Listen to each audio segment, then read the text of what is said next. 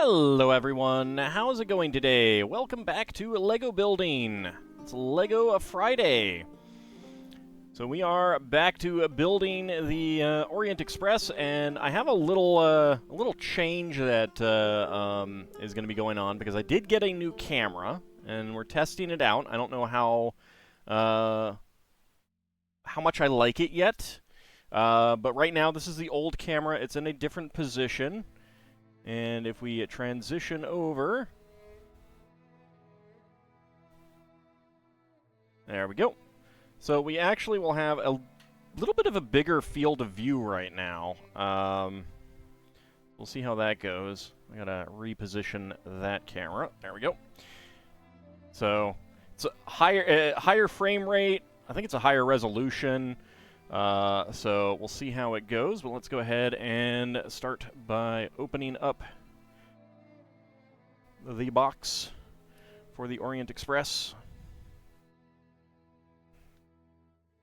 This one does not autofocus, so I am going to need to mess around with things when I bring something up to the camera. So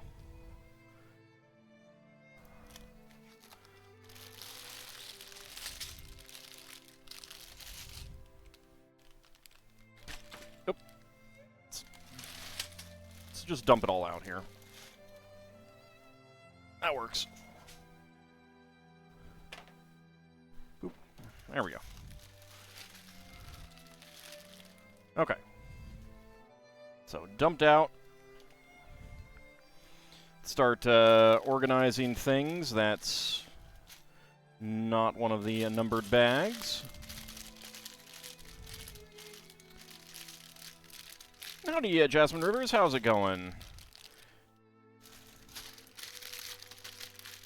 Alright, there's a 20.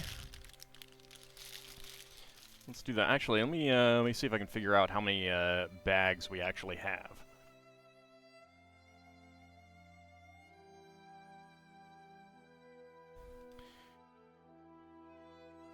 23. Okay. Okay, so a 23 there. So we'll go ahead and put that into that box. I need to find a 22. There's 16, 12, 14, 13. There's 2, 11, 8, 9, 6, 10. All right, there's 22. Yep. Bump my head against the arm. There's an 18. 3, 7, 5. Is it an entire train? No, it is. I mean, it's the engine and 2 cars. So a real train would be significantly more than that. There's 1. 17. In terms of Lego compression, that's actually pretty good, though. 21. That's also an unnumbered bag. 4. 15. Unnumbered bag. Okay.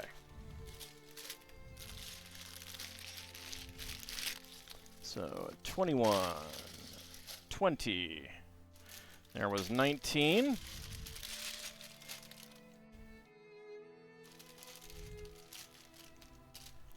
Yeah, Johnny Thunder's right here.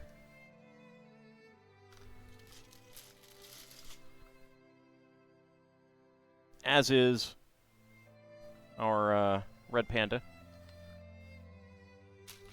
So that's 15, 14. There's 12. There's the 18.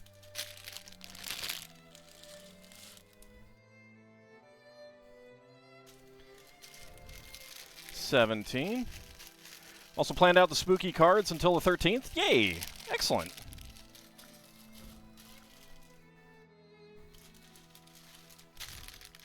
There's 16.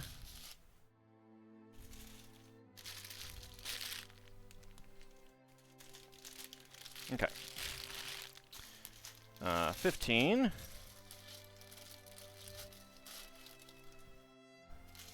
There's 14.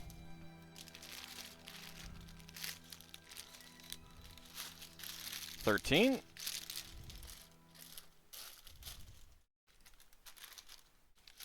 $12. Nope, 11. And then 10. 11, 10. Alright, there's 4, 5, 7, 6, 3, 1. So we'll put that out there. There's 9. Alright. 8, 7, 6,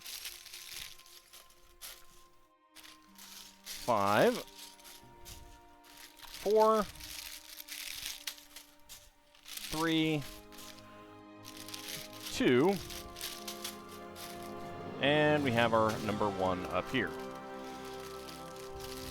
Alright, so, the thing that I'm going to have to do, I'll show off what I'll have to do for getting a close-up on minifigs, since we're going to have to make a minifig here in a moment.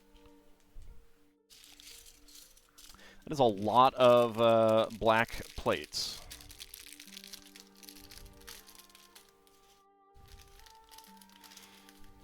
I actually use Magic the Gathering land cards as bookmarks these days. Alright, well, we have our Lady Pippin. There we go. So it's not the same hat as the lady had in the lighthouse, but it is similar. So if I bring the minifig up to the camera, it doesn't autofocus. So this one does not have autofocus, so the thing that I need to do is bring... Where's my cursor? There's my cursor. Bring this over here so I can see it.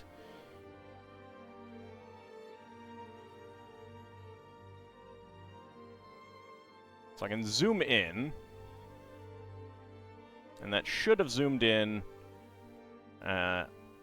as well. It'll get a little grainy when I do that, but it's still pretty clear. And then I go back. Did that zoom in for you guys?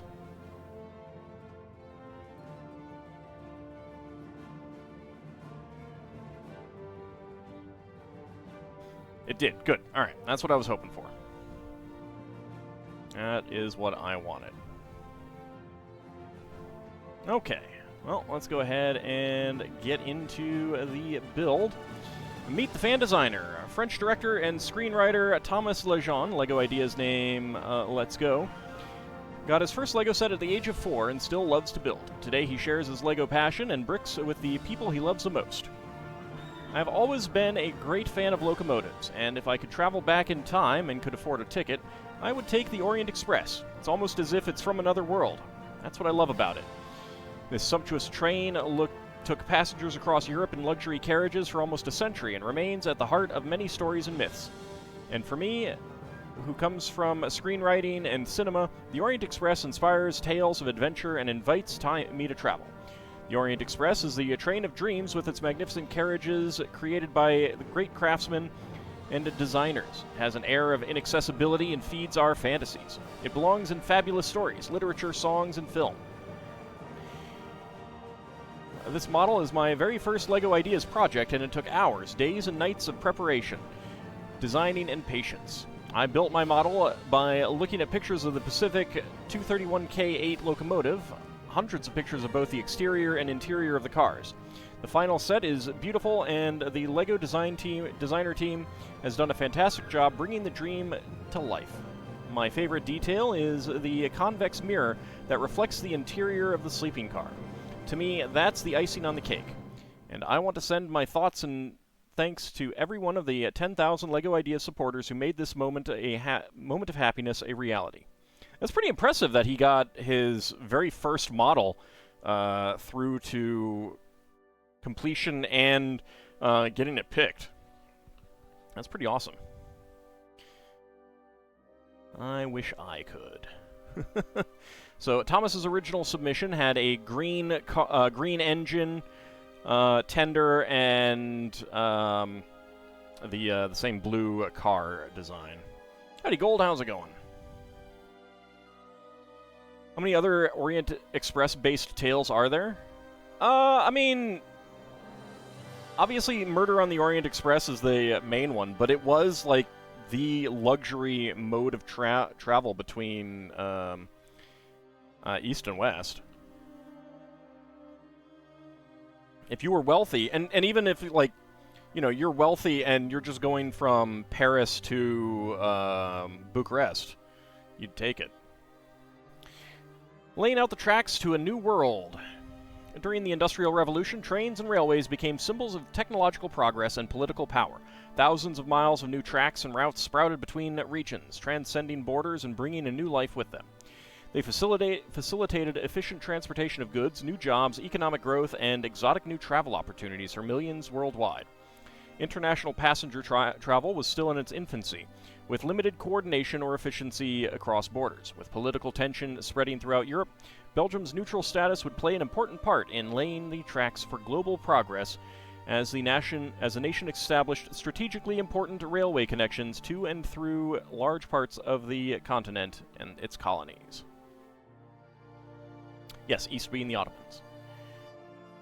A diplomatic breakthrough. In 1876, the visionary Belgian engineer and entrepreneur Georges Nagelmakers, who I have probably butchered the pronunciation of his name, founded the Compagnie Internationale des Wagenslits, CIWL, International Sleeping Car Company. He had seen the potential in luxury travel that would cater to the upper class. Inspired by dining and sleeping cars that were gaining popularity in the United States, he pioneered the first chain of luxury trains that would eventually spread across the world.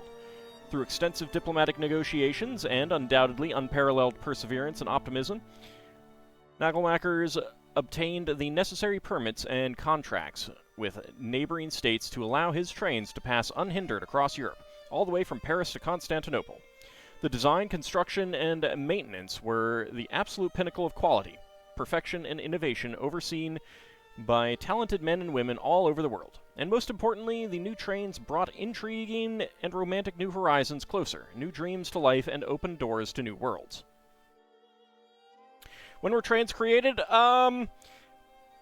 Fairly far back. There was actually a competition on early train designs, on how to operate them, with some people trying to create horse-powered treadmill trains, where basically they had a platform with, and the engine is basically a platform with a horse on a treadmill that moves the wheels. A gateway to adventure, the capital city of the Ottoman Empire had become a popular new destination and inspiration for European artists and writers as a gateway to the mystery and allure of the Far East. As the first European transcontinental train, the Orient Express lived up to its promise of adventure travel. The train itself was a traveling advertisement for Nagelmaker's new company, and extensive advertising campaigns featured colorful posters, postcards, and collectible memorabilia. All included images of Ottoman landmarks and symbols, sandy colors and compositions, or models wearing Egyptian or Arabic-inspired clothing. The company's official Wagenslit magazine promoted both services, routes, and articles for entertainment, but also featured photographs of celebrities enjoying the luxuries on board, from exquisite dining and sleeping cars to immaculately dressed baggage handlers and conductors, perpetuating the glamour, myth, and exclusivity of the Orient Express. It's really funny to imagine a horse-powered train. Yeah. Howdy, Steel Nunner. How's it going? If these train cars could talk. After the successful maiden voyage of the Orient Express in October 1883, the CIWL continuously added new routes to its services over the next decades and well into the 20th century. As Nagelmakers had foreseen, people were drawn to the quality, luxury, and promise of adventure. But a pivotal turning point for the Orient Express came in 1934. The release of Agatha Christie's best-selling novel Murder on the Orient Express cast the train in an invaluable spotlight with glamour, excitement, and mystery, propelling it onto the world stage as a cultural phenomenon of the 20th century. A modern legend was born. Even 4 decades later, the first movie adaptation still captured the imagination of new audiences.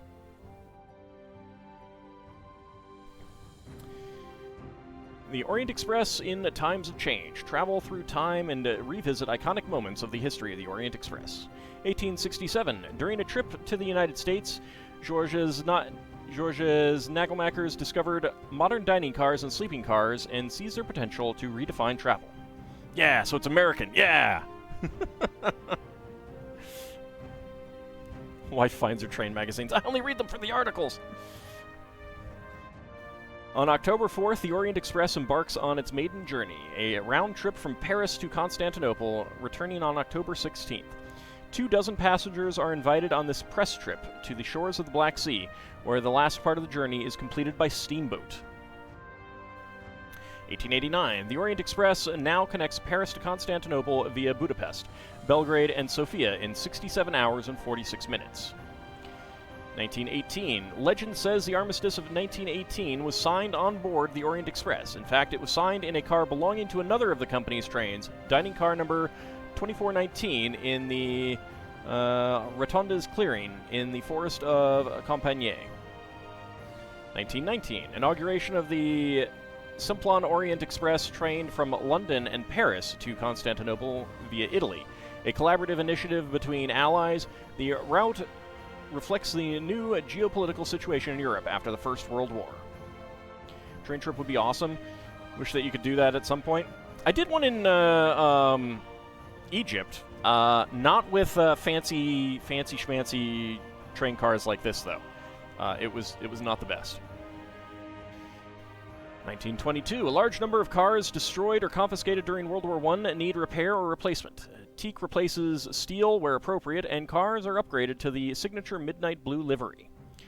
1929. For days, a snowstorm traps the Orient Express in the Turkish town of Cherkasy.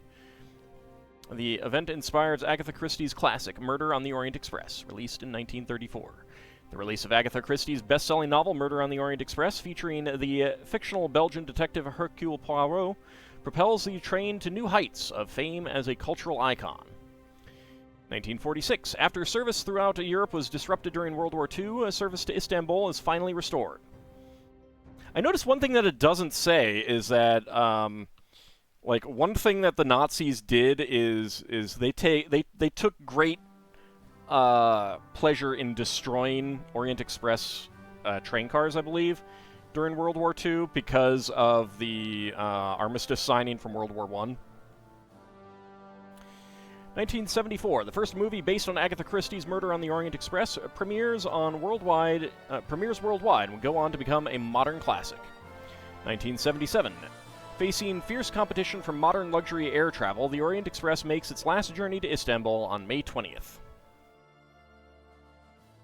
It's actually back, so I'm kind of surprised that they didn't mention that. Meet the LEGO designers. Thomas's original submission was next level in terms of accuracy and detail. His passion for the Age of Steam really shows. We pulled out all the stops to represent the original experience of world-class luxury travel within the final LEGO model as well. We have the dining car as well as a sleeping car, and after extensive research and consultation with the experts, we were able to recreate LEGO interpretations of details like the wood veneer paneling and cut glass mirrors seen on the original service. I hope our LEGO train fans find lots of desirable pieces made for this set. A brand new beam element made for the locomotive's coupling rods, pens used for the whistles, and a bucket used for the funnel are just a few of my favorites. The model is also larger than traditional LEGO trains, which means extra space inside to have details and, of course, play. All born just too late to ride on the original train. Yeah, well, I would have needed to have been born significantly earlier to be able to... And significantly richer.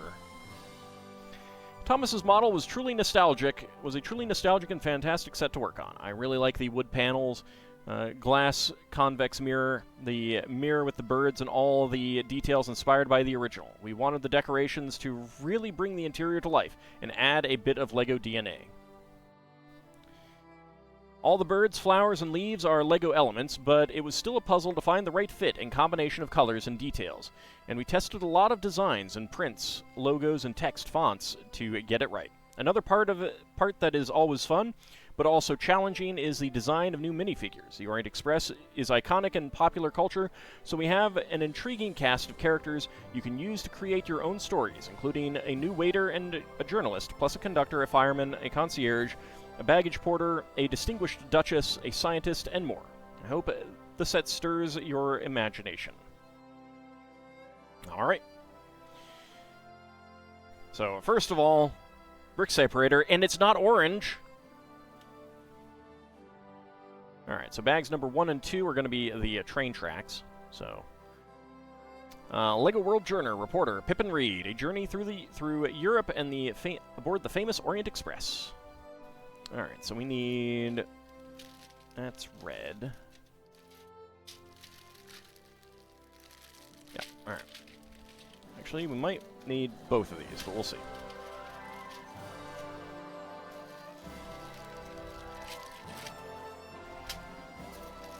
See what we end up needing out of that in a moment. Alright, so, gold pen. That's cool. Johnny and Pip can meet up and ride together. Indeed, they can. Howdy, Kinshir, how's it going? And she has a letter as well. There we go. Okay.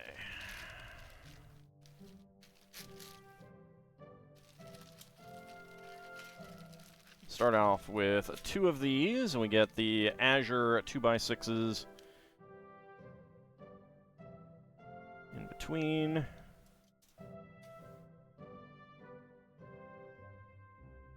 You sure Ald can finish this tonight? I mean, okay, well, I couldn't, because tonight ends in, you know, like, less than 4 hours. I don't think it's these, is it? Yeah, we want these. But I absolutely could finish it in one sitting. I don't think I will try for that. The bigger thing, though, is that I'd be super tired after trying to talk for that long. It would be many hours. Many, many hours.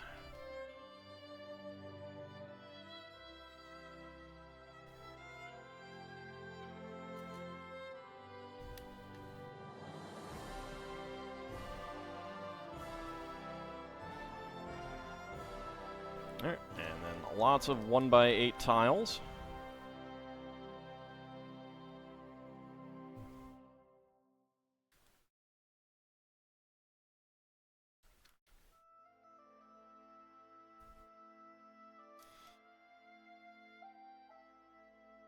Like, I mean, obviously, part of it is that I have a little bit more flexible time, but it does amuse me when people talk about building certain LEGO sets and being like, yeah, I finished it in 4 days. And I'm like, I'd have done it in less. I'd have done it in one sitting.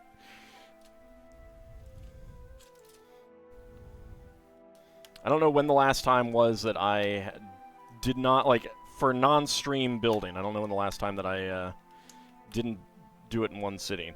Now, the Titanic and the Eiffel Tower, that might have done it. If I hadn't been streaming those, those might have been the ones that finally got me.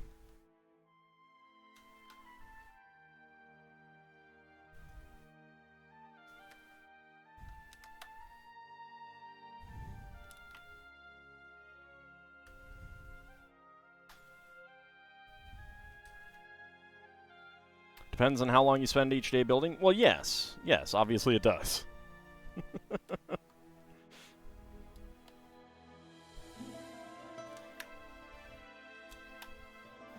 But in terms of like an official LEGO set, they're never so big, and you're not like trying something out and going back to the drawing board like you do for a custom model.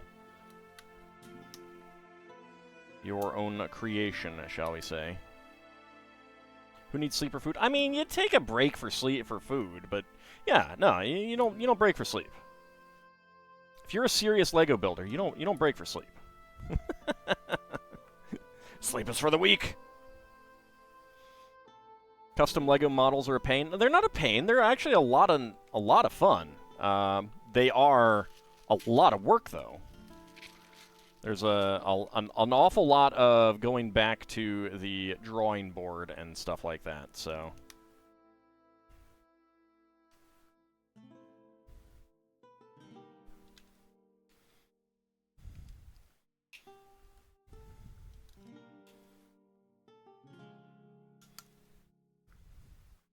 Like, it took me a month to build most of my Salamis Kai.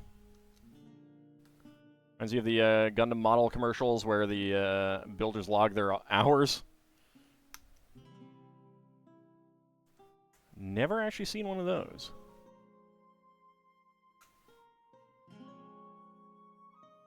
If you only had 30 minutes a day, take more than days to finish, I would probably wait until I could have more than that to build it then.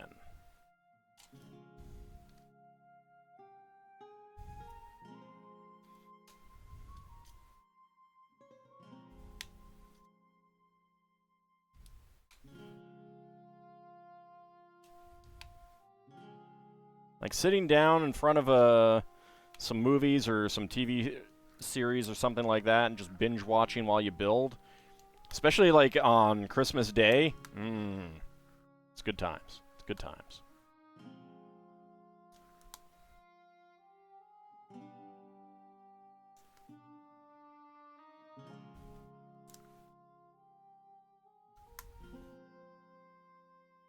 Oh, a new set was announced. I guess given the success of the Tranquil Garden, they're going to start a new line of Gardens of the World, and the next one is going to be a Spanish garden. So that's pretty exciting for me. Looking forward to that.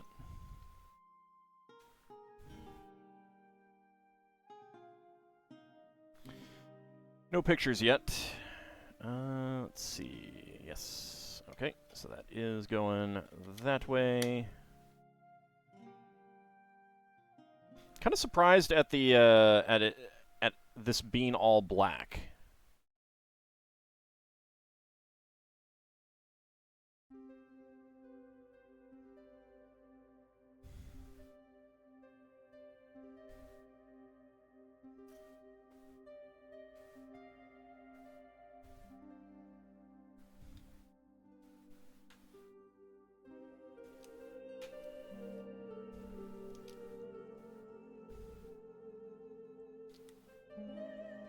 Go.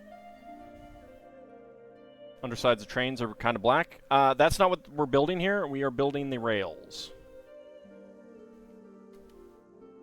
So the rails are going to be on these 1x2s, and these are the cross ties. So this is the display base.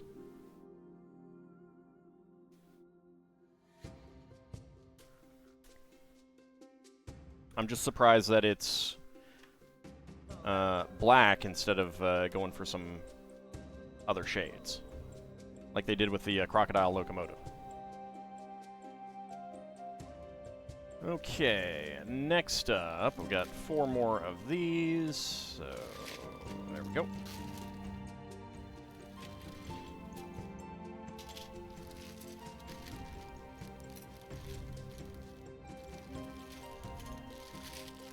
Don't need that. That anymore.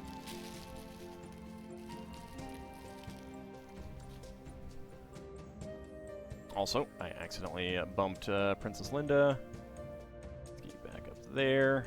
There we go. Okay, don't need those right now. So these are... Oh, actually, okay, these are not actually black.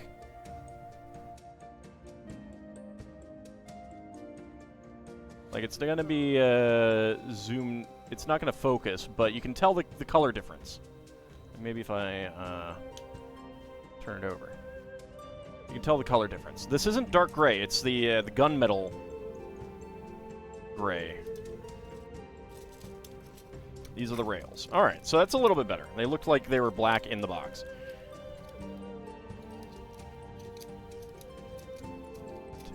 Alright, there's 10 of them there. And the spare part from the previous bag was a gold pen. Well, they don't call it gunmetal, but that's what it is.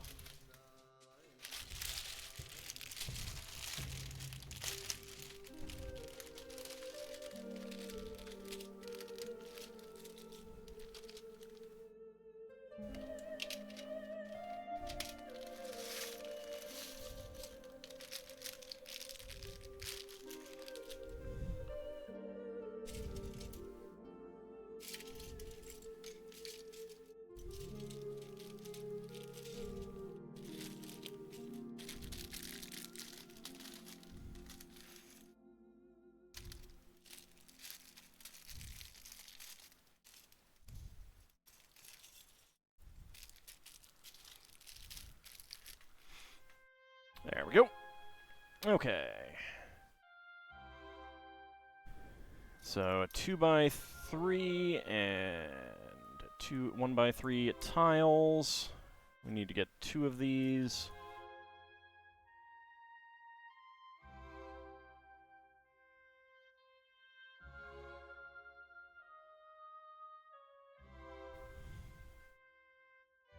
And we get some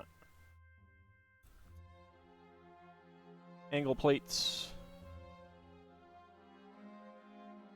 and angle corner tiles.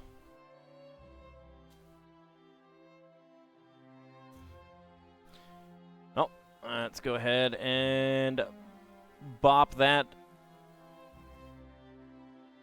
bot.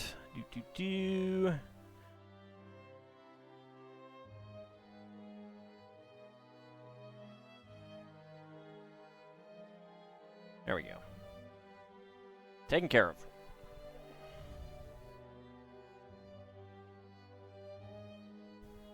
Bite the bot's ankles. Howdy, Crimson. How's it going?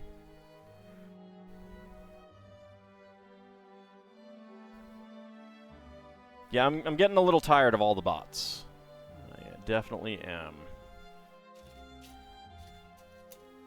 There's some more in here that I missed. So let's go ahead and grab those. Did they offer the best cheap viewers or the cheapest? Just cheap. Not even cheapest, just cheap.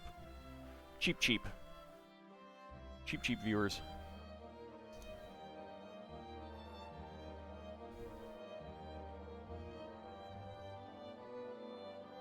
Feel blah, but cozy Lego stream is comforting. Oh, I'm sorry that you're feeling blah. I do know how that feels, though.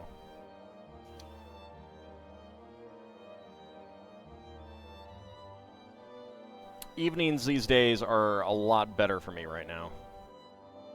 Yes. Yes, Bahamut, we are. I don't know if you were aware.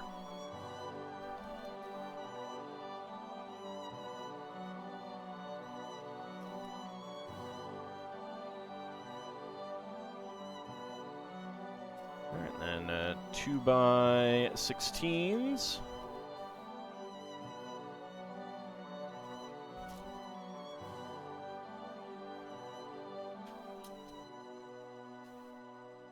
Okay, flip it over and get more 1x3 tiles.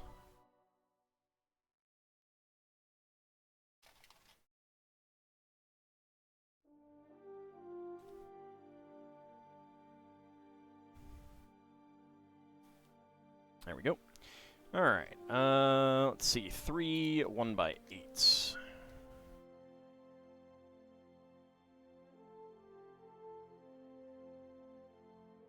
Summer didn't kick your butt as usual this year? That's good. Yeah, I'm looking forward to it actually getting cool. Speaking of... No, still 70 degrees out. Not worth opening my my window.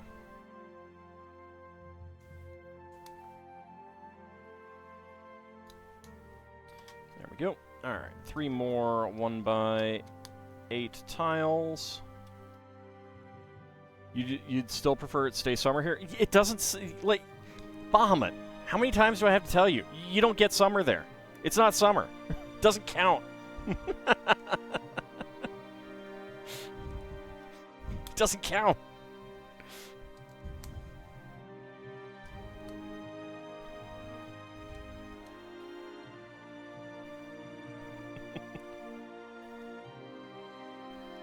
No, it doesn't. Vigastry, he lives in Alaska, where it does not get summer. There is no summer there. He calls it summer, but he's totally wrong.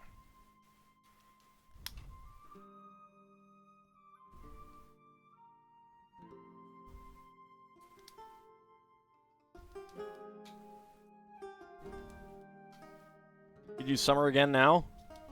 Just without the heat? That's what summer is, the heat. That's why Bahamut doesn't get summer. These are just facts of nature. It's totally summer, you get flowers and green plants. You get those in spring! And sometimes fall, depending on the plant.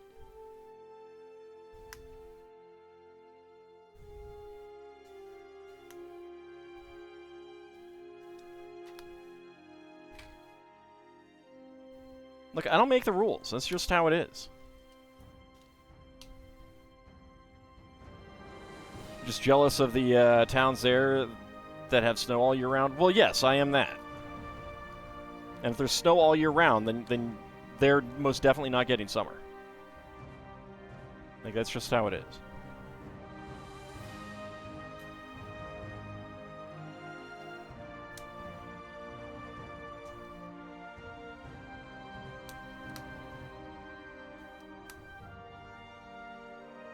Again, I don't make the rules here. It's just how it is.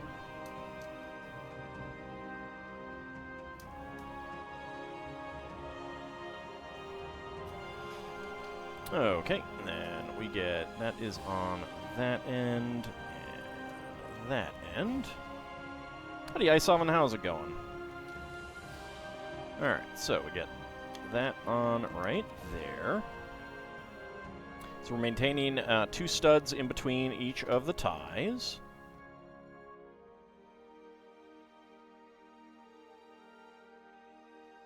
There we go. Another pair of 2x16s.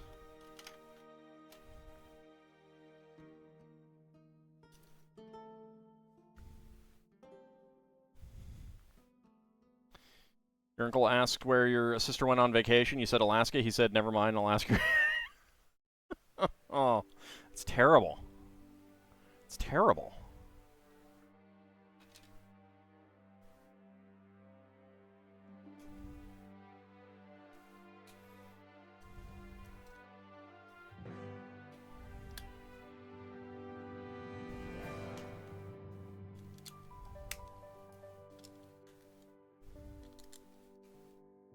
There we go. And then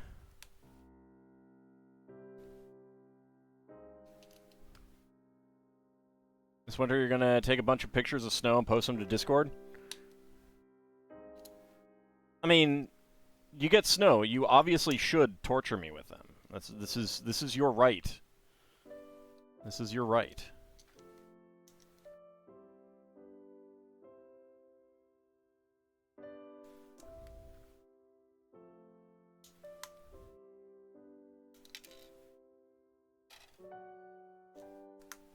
Because I certainly doubt that I will be getting any snow.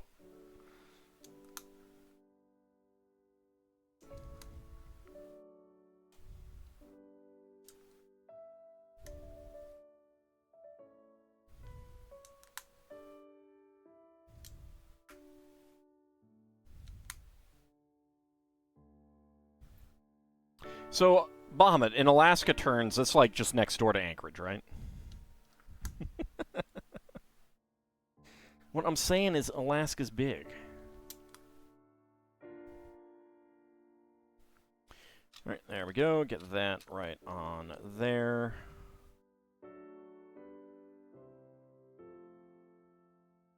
And this one right on there. Another pair of 1x2 plates. And then 1x8 tiles along the edges. Needlessly tedious and painful, and it makes you want to continuously punt gnomes into the abyss. Hey, gnomes are wonderful. I do not understand the gnome hate.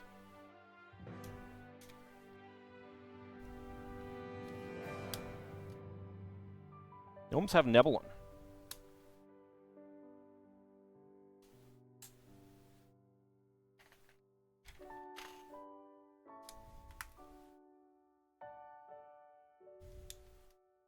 Okay, there we go. More 1x8 tiles.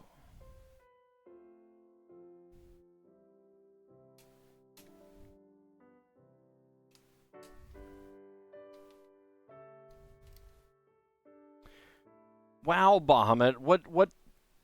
That's just like total sled dog erasure.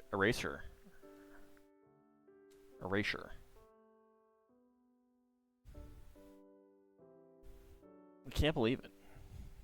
Okay, and then on one of these, we get a pair of 1x2 bricks with center studs. Right there. And 2x2 clear brick. Right there. And then put them on this. This is going to cause an issue unlike... related to, but unlike the,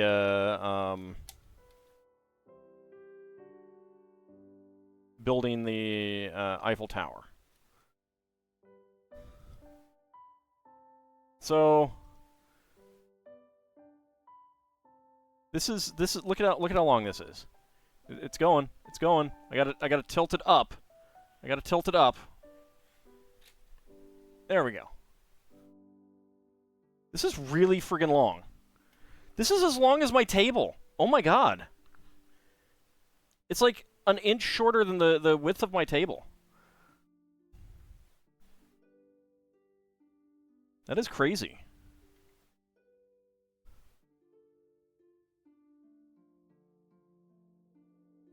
I have no idea where I'm going to put this when it's done. Alright. For now, we'll go ahead and do this and get our rails on.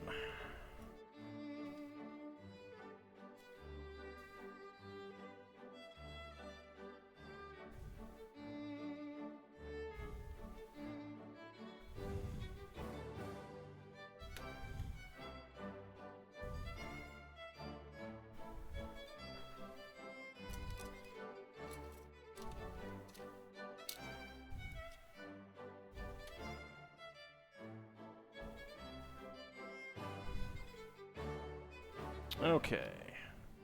I do not have enough of these. Where are the other rail pieces? Let me go ahead and turn it around.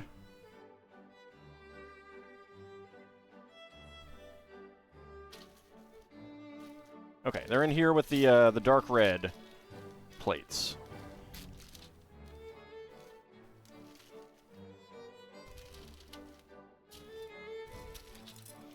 Yes, Lel Bunny, we are definitely laying the tracks for our future works here.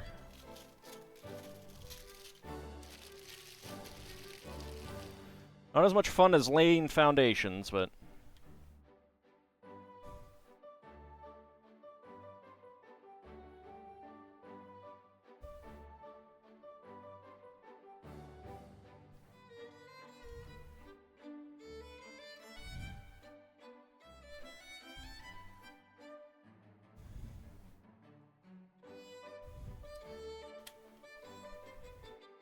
There we go.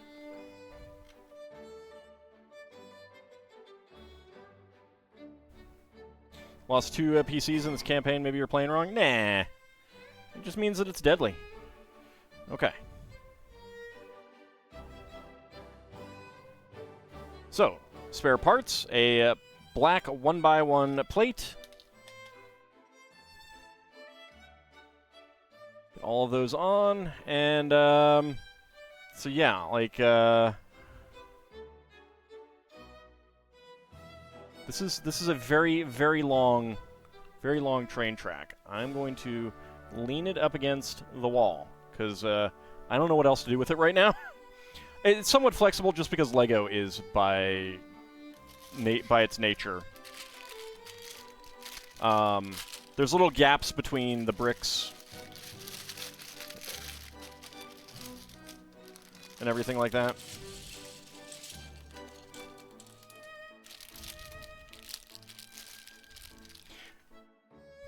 Like there's a channel that does illegal brick building, where they flex Lego within its space that it can go, but that it's not really supposed to.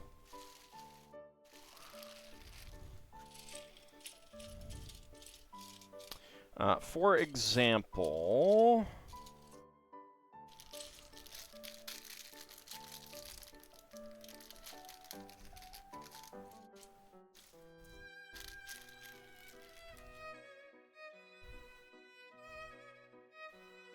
so like let's say you take a wall and you make it out of 1x2 bricks. Like this.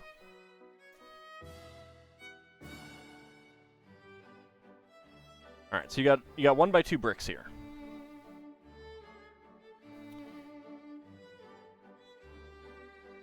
You can straighten them out, or you can get this very slight curve. So you can make really big circles with just 1x2 bricks, for example.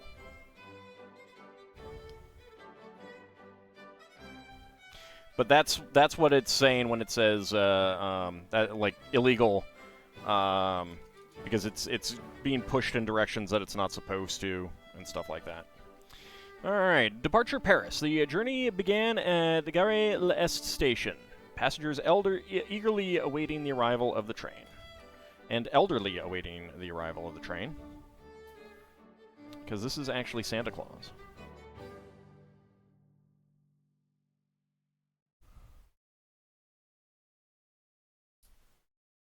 There we go.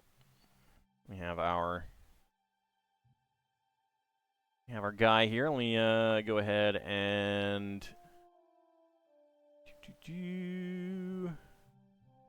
where is it? There it is.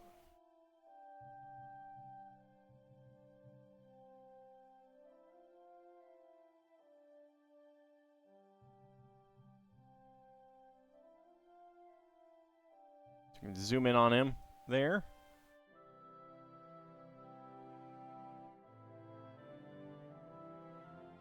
Back of the torso. Okay. Looks a bit like Einstein. Yeah, a little bit. Lego Einstein would probably use some similar elements. Probably have a very specific face print, though. Not that one.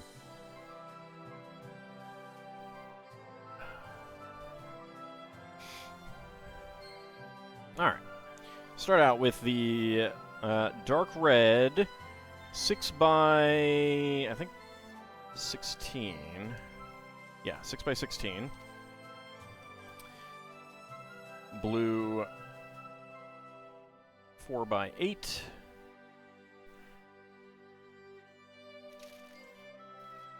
And another 6x6. Get back in there. I didn't say you could get out. Wheels. Sheesh. There we go. And then 2x16s in dark blue.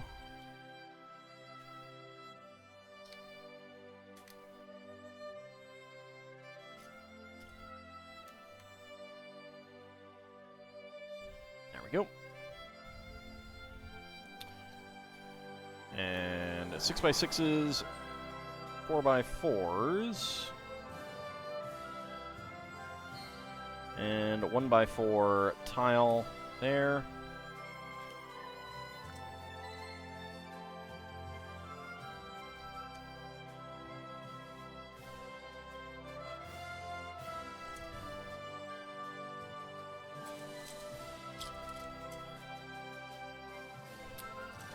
is the other... There's the other 1x4.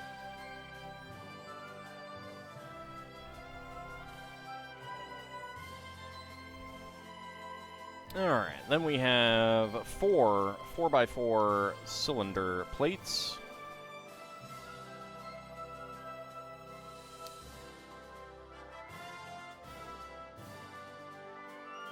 Now, unlike the crocodile locomotive that we built a little while ago, this one does not have instructions for motorizing it. I'm not sure exactly what their reasoning was for it. I think they felt that it was not going to...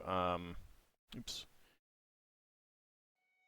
Like, for one thing, it's wider than most Lego trains, so that's a problem. I think the weight of the vehicles was a concern, but I'm not positive. So they ended up not motorizing this one. I'm sure there's some people who've created instructions for motorizing it, though.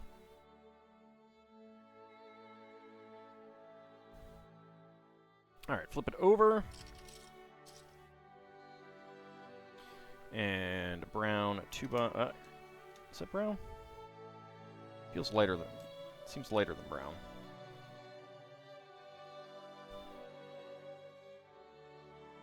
No, I guess that's brown. I think it's just the light. So these are the rails are 6 wide for these. So yes, they're compatible with the Lego rails. But standard Lego train cars are only 6 wide here, whereas this is 8 wide. This is also much, much longer than any regular Lego car. I'm not sure how this would go around curves. So that might also be one of the concerns, is that this might, like, the cars might be just much too long for the curves.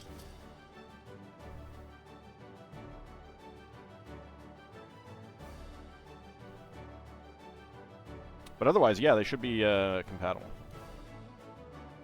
On a straight track, they would be. They would definitely have a problem getting into a Lego station, though. Well, I think he means, like, fitting on the same tracks and everything like that. Now, the very large Hogwarts Express set is not, because that actually has 7 wide rails.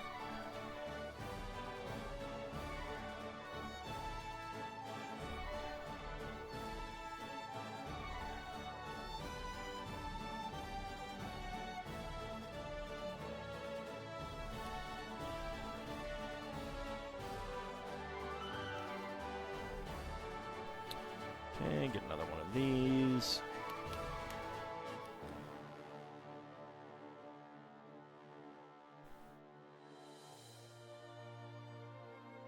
And then right there, and there, half tiles. Okay. Let's see. One by... Well, let's see. Alright. Not that. Get the 1x3s with some printing. Number 21344. So that fits on right there and there. Blank 1x8s. Blank 1x3s.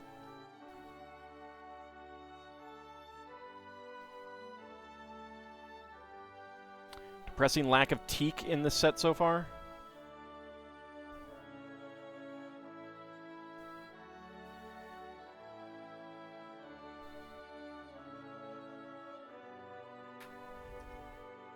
Well, maybe that's just to tweak you. Nope. Nope. There we go. Okay. Then we have the Orient Express OE. And I know that there were some complaints about the engine, the locomotive, not being dark green, like in the original model. But again, like the reason for that is that there is an existing Orient Express company, and they dictated the livery, so... Alright, and a Voiture restaurant, that goes right there.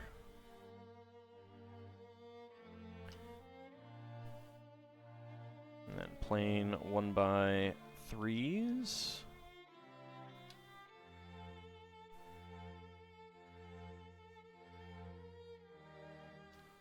One by 2s. And we get the other printed brick there. There we go. Alright. Alright, side stud. Bricks there and there. And now we get some gold. 1x6. 1x6. 1x2.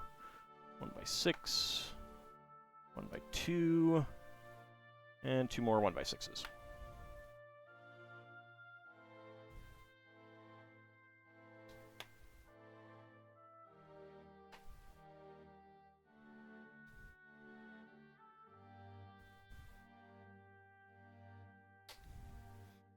There we go. Alright, so spare parts. We got a dark orange 1x1 plate, dark orange 1x1 tile, and black 3L bar.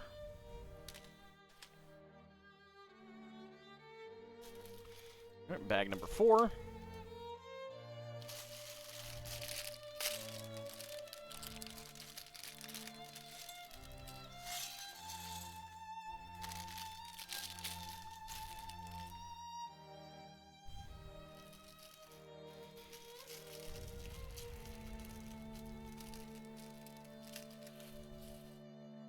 There we go.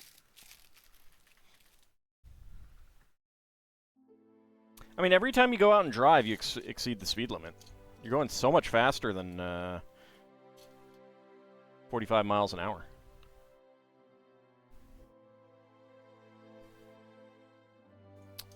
Alright, let's see. Put that up there for the moment.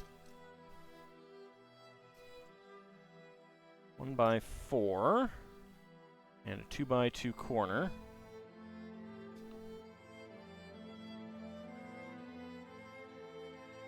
Side stud. It's a regular 1x1 here. 1x2 brick. Exceeds the speed limit by going 5 times the speed of light. And you're going to get a ticket that way.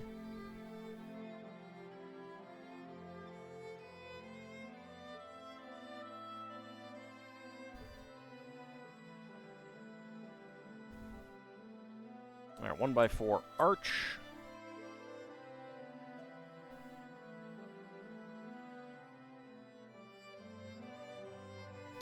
One by 2 with 2 1x1s. 1x2 brick with 2 1x2 plates. Well, no one's going to stop you. They're just going to ticket you.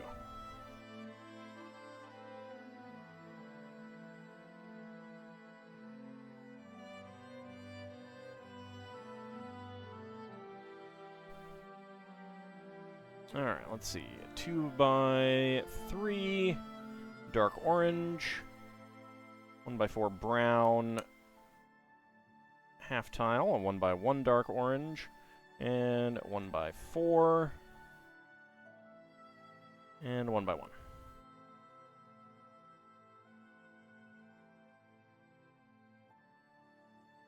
There we go.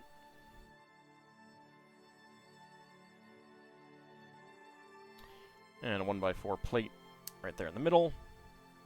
And 2 1x1 bricks.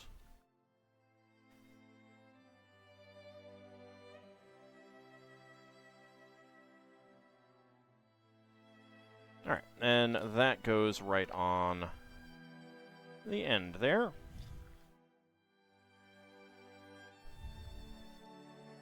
And then for this end, brown And dark blue 1x2 plates, and 1x2 with side studs. Is flying faster than light one of Bahamut's powers as a god?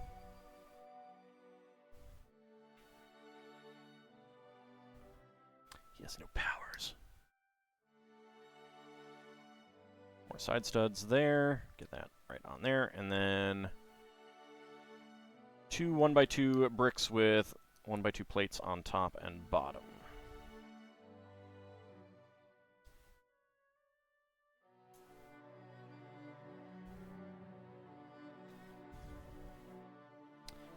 I mean, don't blame me when you get a ticket from the Time Cops, Bahamut. Alright, so another 1x4 arch. We got 1x1 plates on the bottom. They definitely cannot.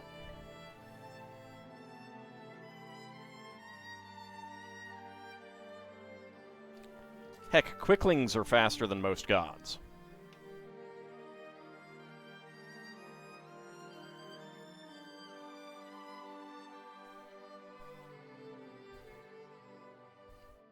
You ain't scared of the time police? That's what they all say, and then they get ticketed.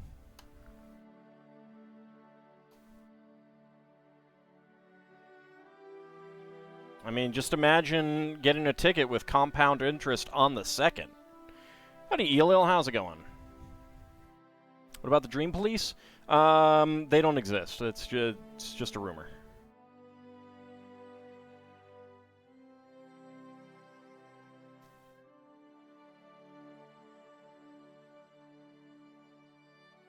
Alright, you know what? I think that I do want to put on the stickers in this set.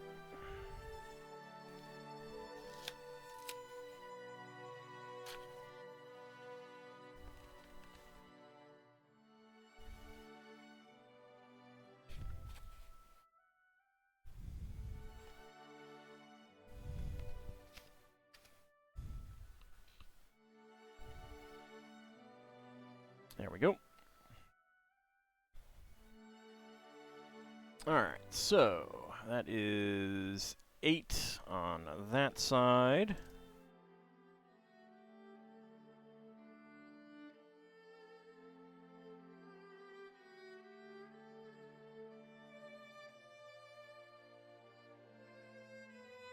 The dining carriage is decorated with beautiful wooden paneling of exotic flowers.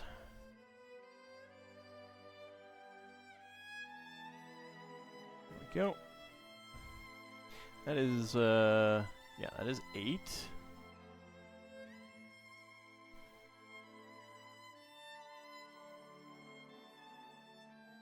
That indicates that they're down like that. Okay. I would have thought it would have gone the other way.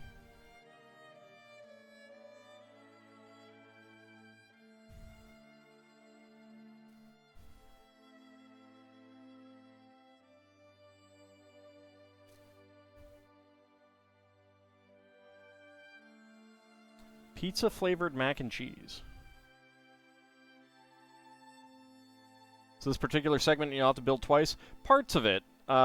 This is the dining car. The other one is going to be a sleeping car, so the interiors are going to be different.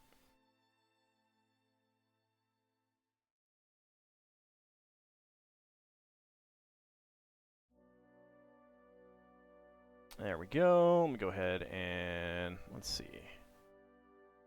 Oh no, there's a little blue light there. Let's just zoom in on this.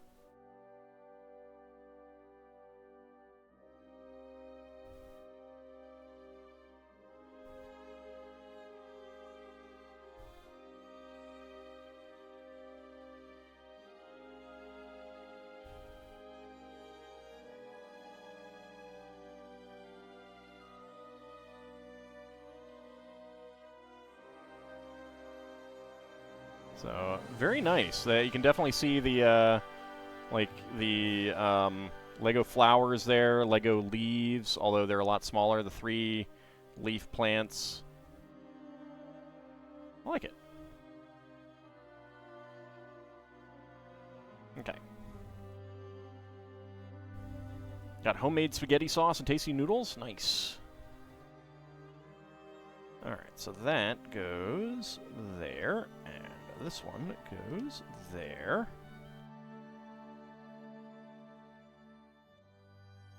Then on the other side, get a 1x4 half tile on the bottom, and 4x4.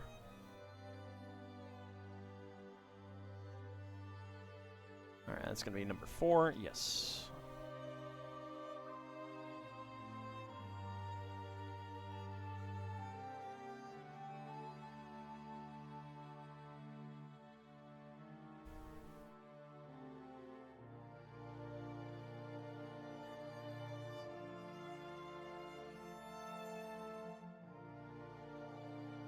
There we go.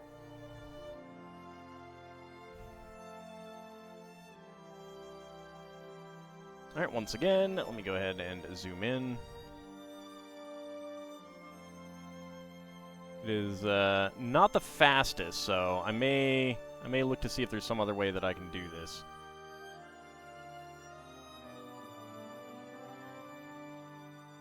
So, again, you've got the Lego leaves, Lego flowers, the 3-leaf plants.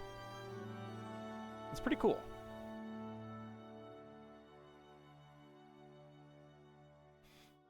Okay.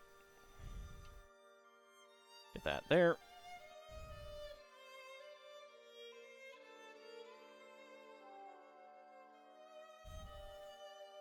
If I don't pull it up quite so close, it might not be so bad. It might still look okay. I don't know. We'll check it out next time I have to put a sticker on.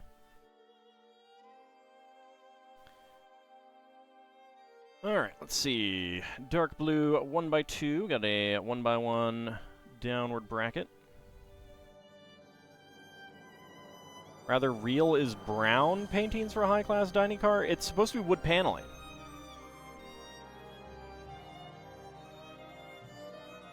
Like, they're probably supposed to be carvings.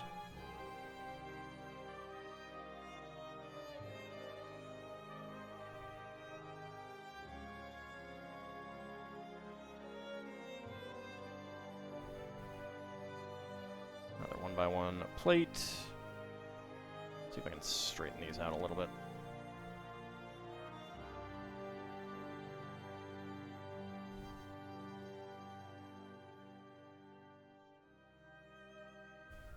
Alright, gold downward tooth plate. And a 1x1 brick.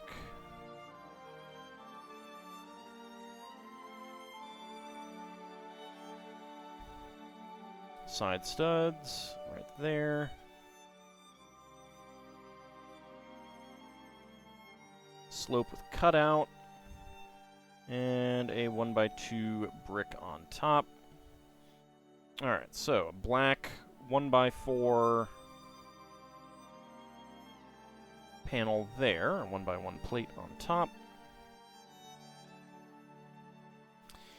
And turn it around and we get, let's see, 1x2 with bar, 1x3 tile, and 1x1 plate. That fits on right there.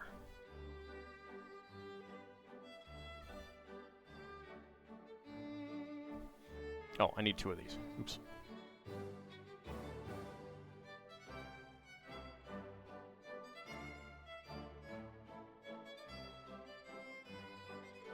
All right, more brackets.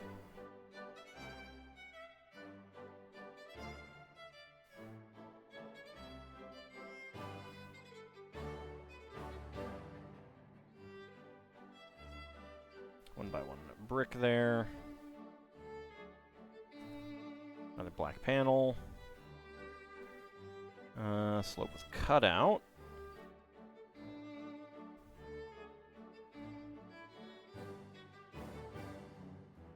There we go. And then these plates. Okay. Ah, okay. So these are going to be forming the passageway between train cars. There we go. I'm probably going to need to make a duplicate on the other side. Let's turn it back around because this is going to be the back. Well, not the couplings. This is the passageways. I don't know what the proper term for that. The couplings are what actually connect the train cars together.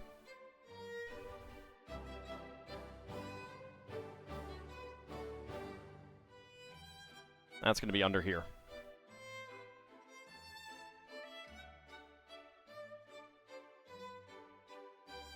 Sorry, rear light there.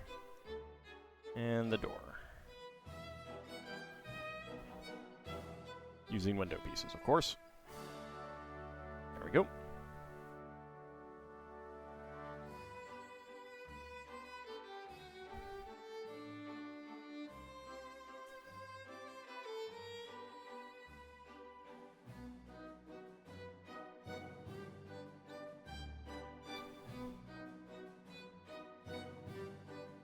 Another gold tooth element. Dark blue 1x1. 1x1 and 2 plates there with side studs. Another slope cutout. So it's almost the same, but not quite.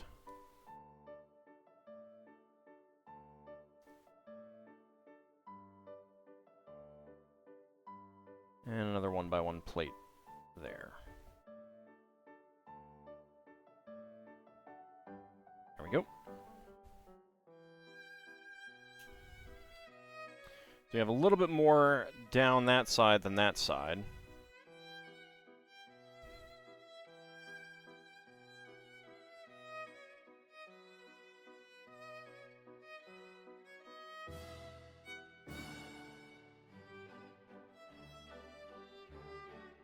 I suspect this tooth is for preventing the door from closing further.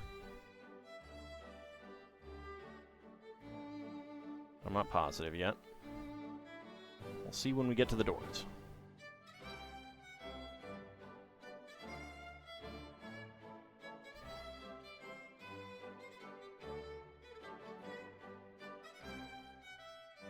Okay, 1x2 plate.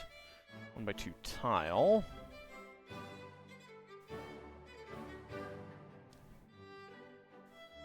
Another panel, and 1x1 plate. Okay, flip that around, and get that right there. Okay. Next, we get the actual archways. We're using some fenders for that, as you do.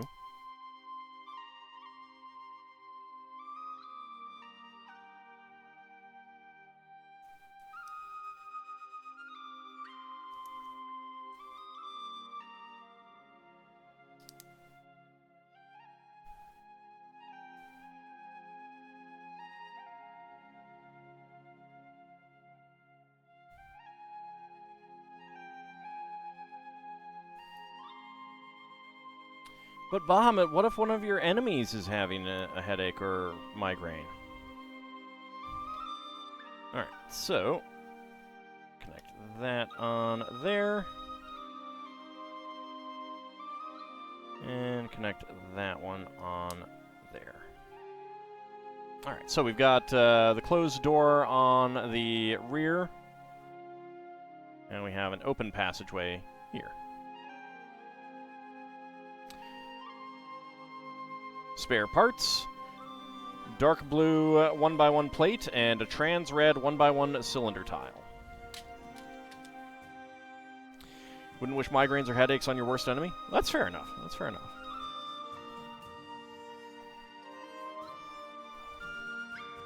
Okay. Next up, we got bag number 5.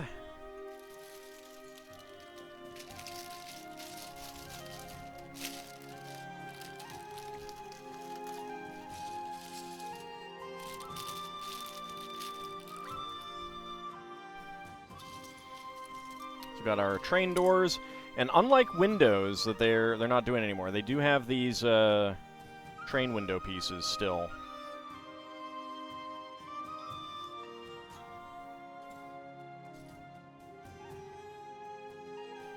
So basically, they're designed to look like they can be lowered and stuff, because you have this crossbar in the middle. I miss the classic train windows.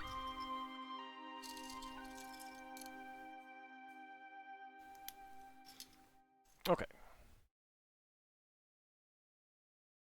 Let's see. 2 2x2s as well. Let's get our doors over here.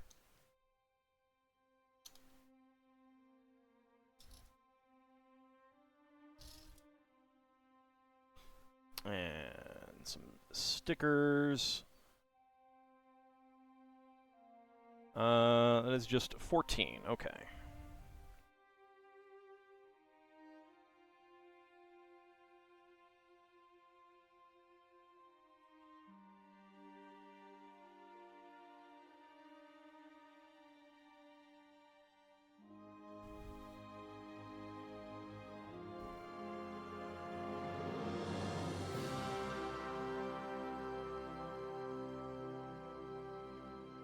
There we go. There's one.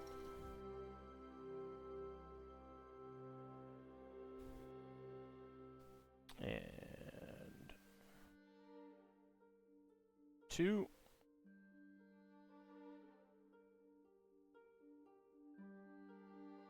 Yeah, I don't usually put them on, but this is a set that I feel deserves it.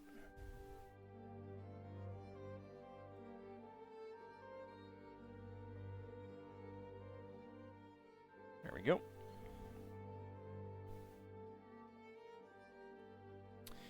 And I've just realized that I put them on the wrong doors. Whoopsie. I mean, we'll get to those in a second, so it's not doesn't matter. Also shiny.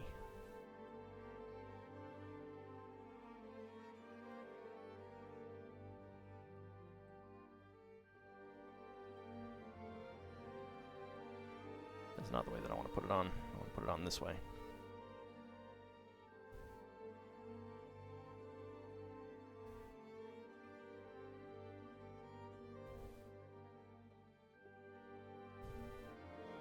There we go.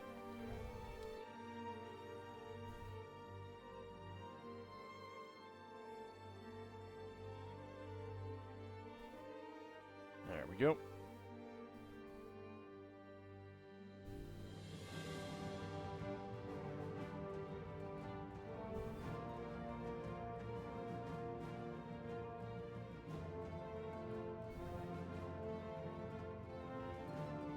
Tweezers are fine for some, but for some, putting on some decals, but not all of them.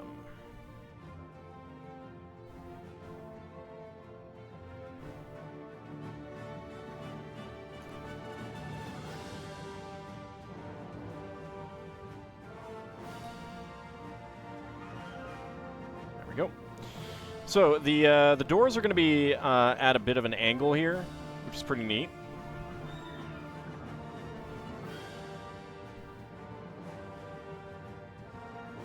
All right, next up, let's get the other 2 on.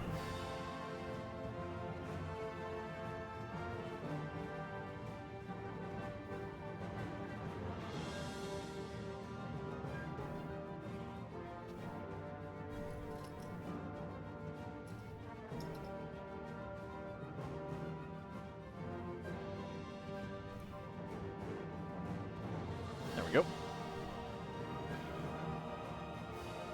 Okay, each door features a brass maker's plaque as a sign of quality.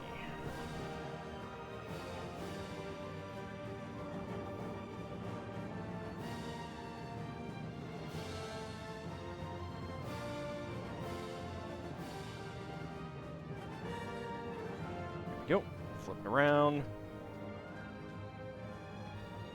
Get our wedge plates on. And 1x2 plates.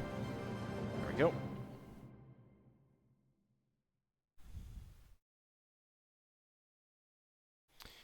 Alright, so gold 1x6. Old angle plate.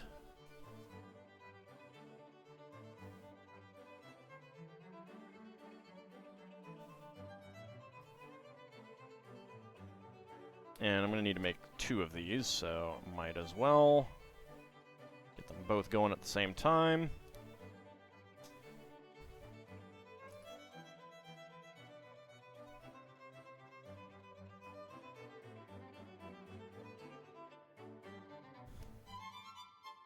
Okay, flip them over. Gray 2x4.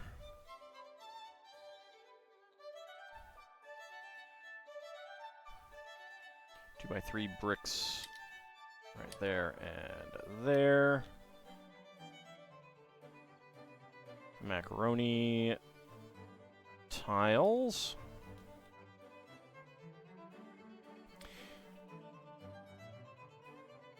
Like, decals are super useful for, like, certain decals on Gundam models that I want to put on, like, when they're in recessed positions, but LEGO doesn't typically have them in recessed positions.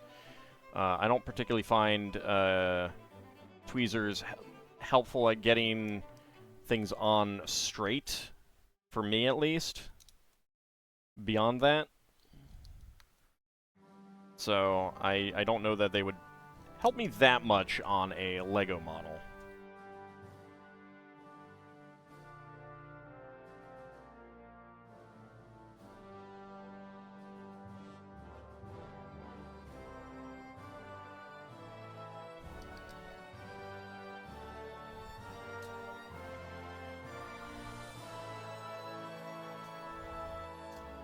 There we go.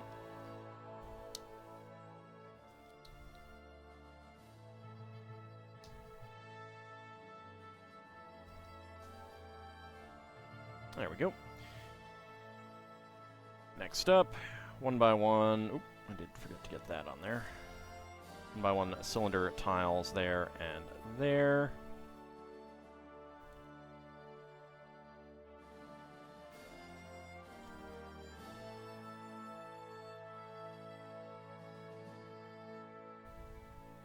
I mean, I definitely used those when I was a kid, but not anymore.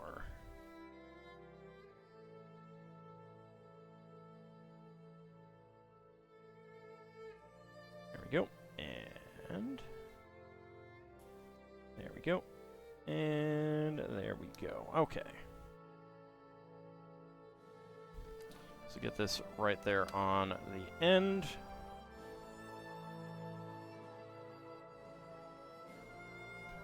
And get this one on the end. There we go. So, very cool so far. And then on this end, we get our 2x6 tiles, and we got some more stickers to put on them. Alright. 6 will go on that side, so let's put that one on first.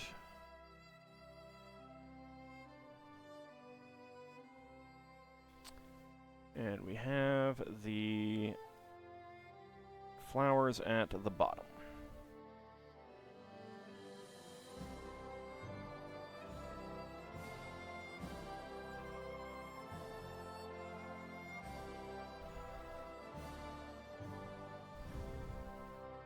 There we go.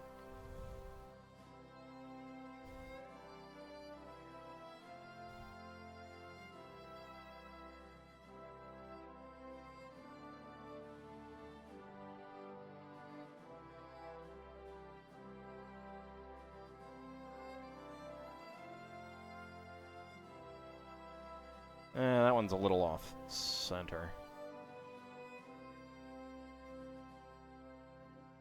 That's fine. All right, so we've got another pair of carved wood panels. Very nice. There we go, and there we go. All right, so we've got nice carved wood panels in there. All right, spare parts, a 1x1 gray tile, cylinder tile. All right, so let's go ahead and set that aside for the moment,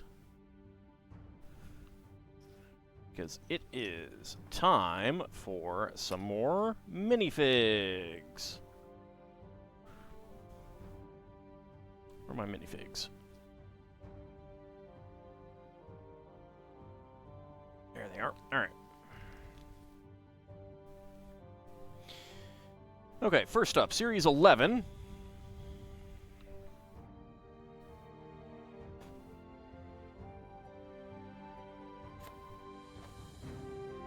Okay.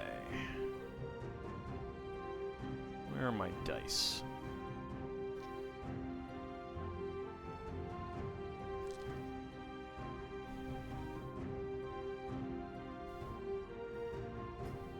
All right, D6 first. All right, 2, so we're going over here. And I'll roll a D12, because I don't think a D20 is needed there. 12. I'm going to roll again, because I don't think there's 12 there. 6. All right. 1, 2, 3, 4, 5, and 6. All right. Let's start a prediction. Can all guess what is inside the minifig pack? Let's go. Get your predictions in. I will roll a d20, see what... 12. All right, so that would be the sax player. Isavan and Nadarogai got 9. That would be the rock climber. 3 for Vigistry. That would be the Lederhosen lady. Let's go ahead and get your predictions in. There are minifig cookies. There are minifig cookies. Prints with cookies on them. Get my stopwatch all ready to go. Got a 4. That would be the Blacktron robot. So go ahead and get your predictions in. Can I guess what is inside the minifig pack?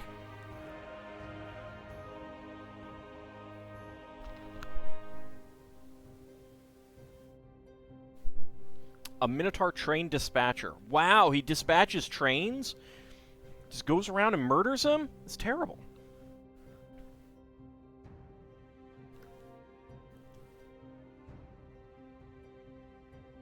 Alright, 50 seconds remaining. Get your predictions in. Can I guess what is inside the minifig pack?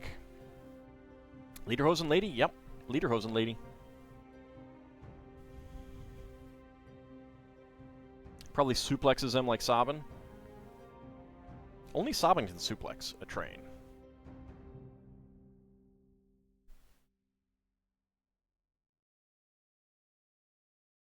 Alright, just a few seconds remaining. Get your predictions in. Can I guess what is inside the minifig pack? Timer is all ready to go.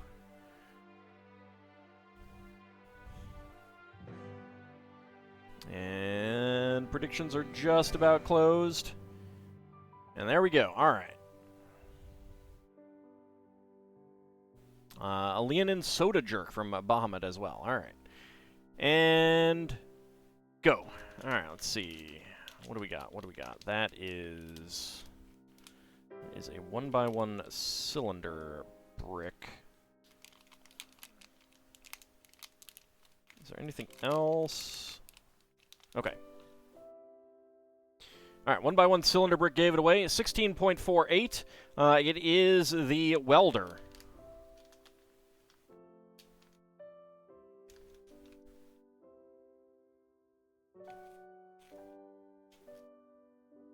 Wouldn't let you in on the guessing? Oh, that's too bad. Did it give a reason? Wow. Nice throw. All right, that is indeed the welder. So at 16.48, let's go ahead and choose the outcome. Choose the alds. Choose within 20 seconds. Complete the prediction. And who is getting the hams? Crimson Clover, Bahamut, and Kinshir getting all the hams. Very nice. Lord Canis and Ice Oven going for 20 to 50. No one going for 50 to 60. And no one going for no, although Lel Bunny tried. Just wouldn't load it, huh?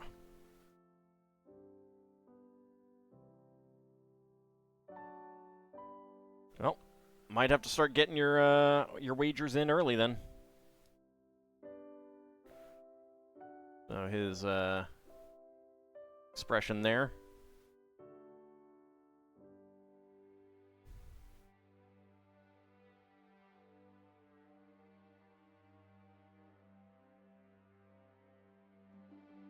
There we go.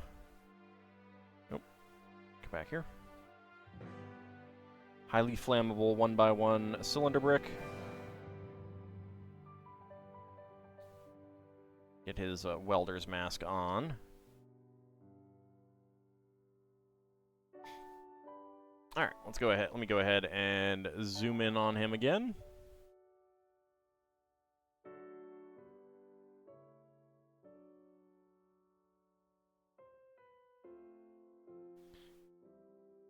All right, this is a kind of an annoying process, unfortunately.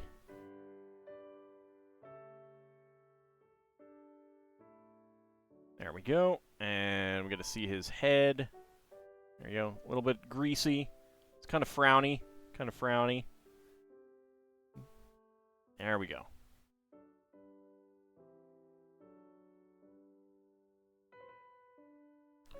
Howdy, Mad Martin, how's it going? Philosophlayer noises. Hey, we might get a Mind Flayer this time. All right, so that is actually our fifth. Our fifth welder. That definitely means there are no welders left. There are no welders left in that set, for sure, at this point. All right, next up, Series 14. This is a very, very fresh box. Look at all of these minifigs in here. Perfect for spooky period, spooky time, spooky season, whatever. All right, 1d6, so 5. That's going to be in that column. D20. All right, 7. So 1, 2, 3, 4, 5, 6, and 7. All right. Spooky, scary skeletons. You know, you got to be careful because those spooky, scary skeletons are inside of us all. They're already inside of us. All right, start the prediction. Can all guess what is inside the minifig pack? Get your predictions in. Can I guess what is inside the minifig pack? Go ahead and put these back up. All right, let's see. Nadaroge, I got 5. That would be Plant Man. 7 for Bahamut. That would be the Spectre. 11 for Ice Sovereign. That would be the Skeleton. His skeleton's coming out. 9 for Vigistry. That would be Cat Lady. So go ahead and get your predictions in. Can I guess what is inside the minifig pack? Let me go ahead and reset my timer. So far, we have just gotten... Did I even mark it off last time? Yes, I did. All right, we got the zombie cheerleader, cheering for Zombie High.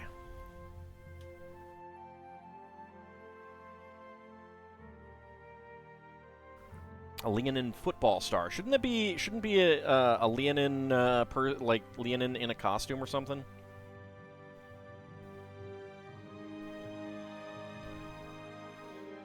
So go ahead and get your predictions in. Can I guess what is inside the minifig pack? 40 seconds remaining. Get your predictions in. It's a football star? Zombie Leonin football star. There you go.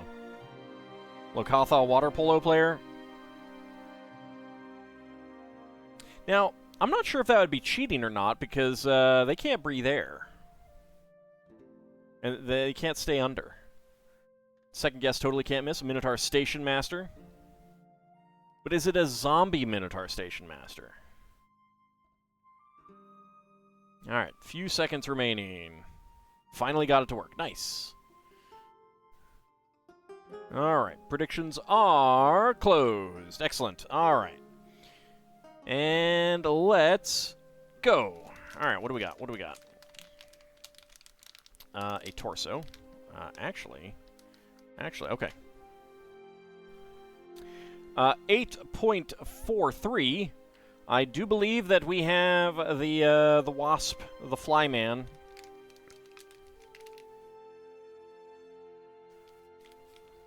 Brundlefly or something. Let's see if that is the case. I believe I felt the claw. Yep. See, I felt the torso and then I felt the claw.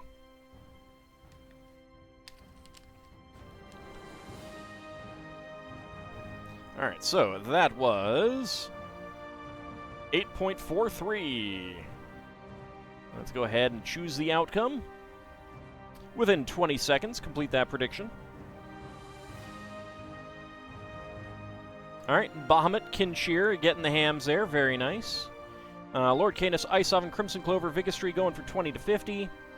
No one going for 50 to 60, and Lel Bunny going for no.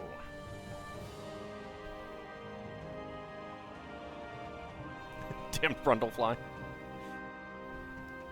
It's actually up on Criterion now, so I definitely need to watch that.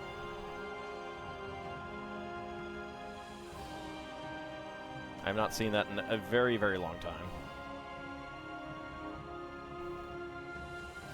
So we have the fly. Oh, wait, actually.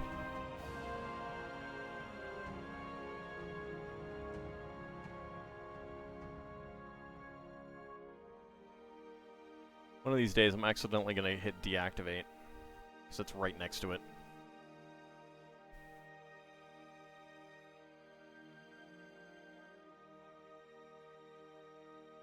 Alright, there we go. I love the claw. I don't know why the fly has a lobster claw, but hey, you know, who am I to complain? So it's dual molded.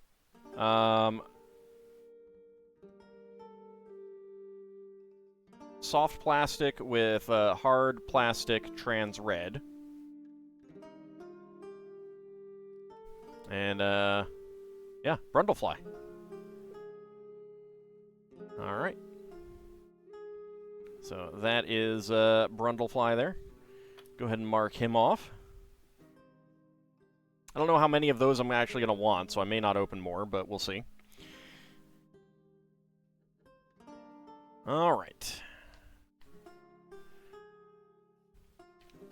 And finally, we have the D&D series. Okay, so 1, 2, 3, 4, 5, 6.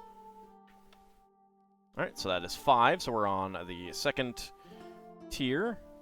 I'll roll a d10 even though there's only 8. Alright, so that is a 5. 1, 2, 3, 4, 5. There we go. I need to get my scale out as well. Let's see if we get a Mad Martin. Alright, let me start the prediction. Can all guess what is inside the minifig box? Get your predictions in. Should have been 20 D&D minifigs so we could roll d20s. Yeah, it'd be nice, but we could roll d12s, and d12s are important in D&D. Get my scanner out.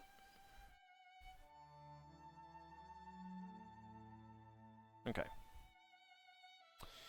Alright, so Bahamut got a 3. That would be the Tiefling Sorceress. 12 for Not a Rogue AI. That would be Tasha. 2 for Ice Oven. That would be the Gith Warlock. And Vigistry got a 10. That would be the Lady of Pain. Everyone's favorite Lady of Pain. Move that so that the...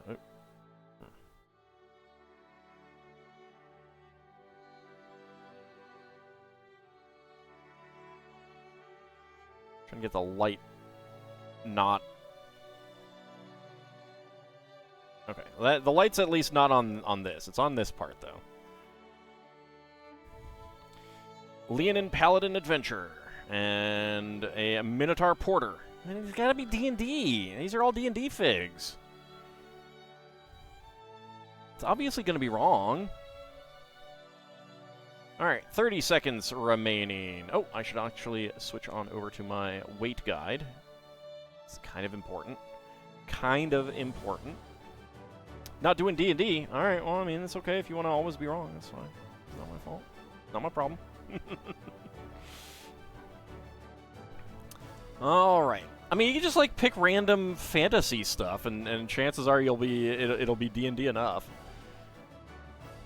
Alright, just a few seconds remaining. Get your predictions in. So I will try to guess it before I open it. Then I will roll the die, and then I will weigh it. Alright, so...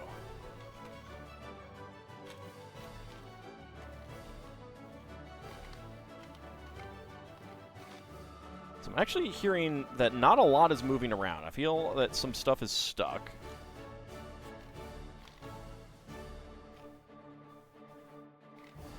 Alright, I think it's going to be the Halfling Druid. That is going to be my guess. And then, yeah, it could be dwarves. Dwarf-related or gnome-related. They have a tendency to build train-like creations. Alright, so 11... So my die is indicating Zastam. Let's see about the weight. I'm not sure if that's coming up on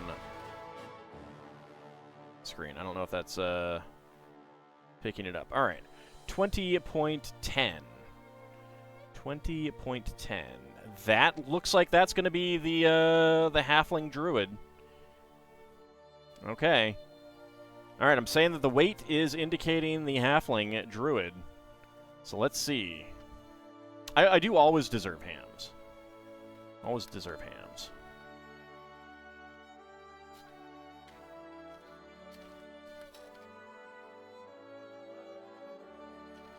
Oh, that would probably be why, because there's something in a little plastic thing. And yes, yes indeed. Oh, right, I forgot to scan it. Oh, well. We were right. I guessed correctly. All right, let me go ahead and choose the outcome. That would be a yes with guess. Complete the prediction. And who's getting the hams? Bahamut, Kinshir, and Crimson Clover getting all of the hams. Very nice. Lord Canis, Ice Sovereign, and Vigistry going for yes with weight, which you would have been correct. Lel Bunny going for yes with die roll. That would have been wrong. And no one going for no.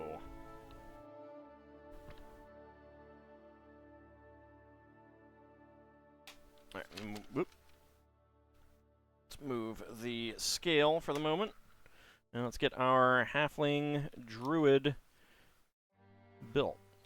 So his cloth cape, which is actually the very stiff fabric as opposed to the loose fabric here, which I wonder if that is because of them making it two-sided. I don't know.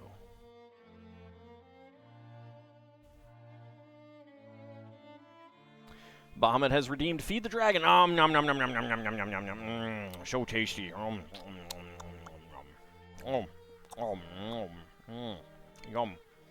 So good. Alright. Let's go for the female. Yeah, we'll have her wink. She'll be winking. There we go. Get the really cool antlered cowl. And then let's build the staff. Must be a staff of the woodlands.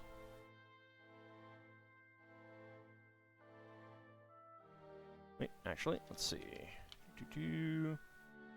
Yeah, alright. 1x1 cylinder plate there, and then flowers. There we go.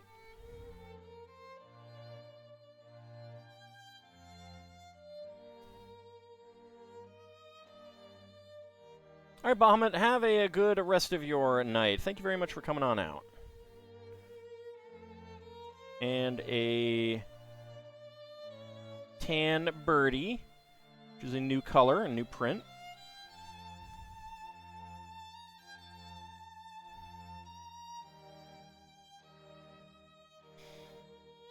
All right, let's go ahead and zoom in on you.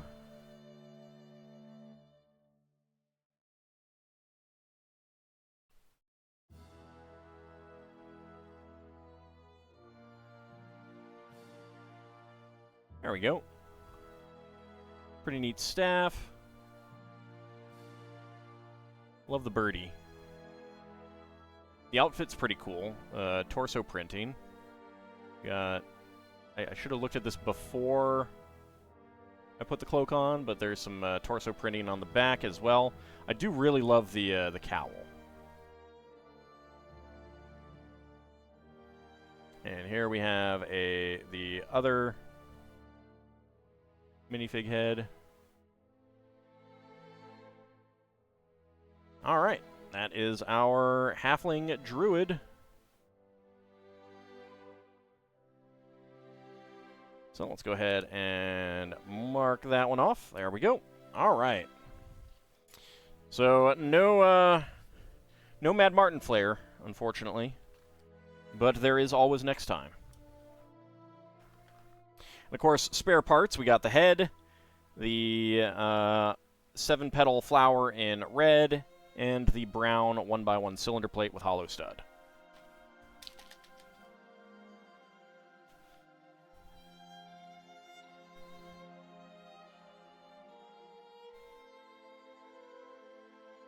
Move my dice out of the way.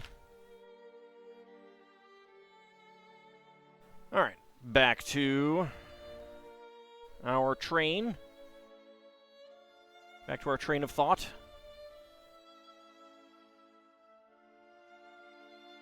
Okay, next up, bag number 6.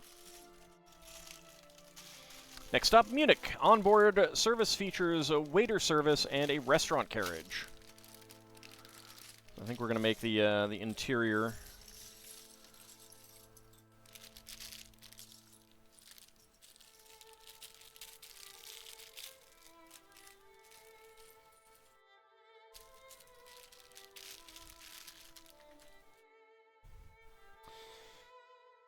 All right, let's see. Okay, we're going to make 2 of these. And I should do the minifig.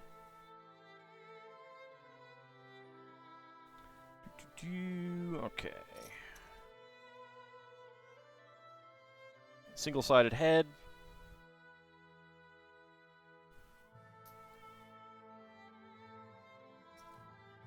There's her black legs.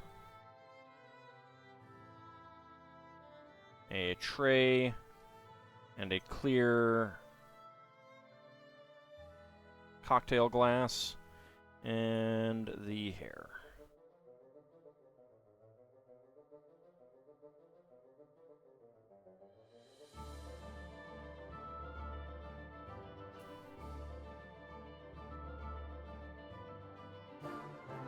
Head didn't feel quite straight there, so.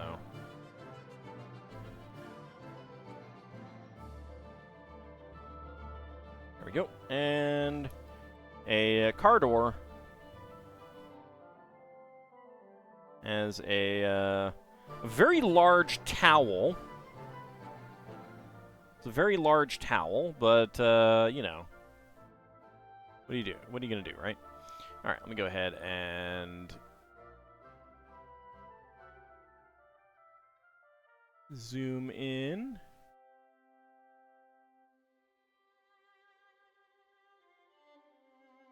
There we go. I do like the use of the car door as a towel. They've also used that as toilet paper before, so that's pretty cool. Some back print. I love the cocktail glass and the little tray as well. And nice hair. Nice hair as well. All right. So she can go up here.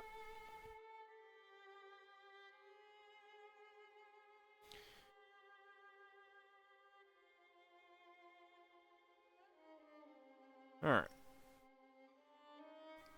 2x3s there and there.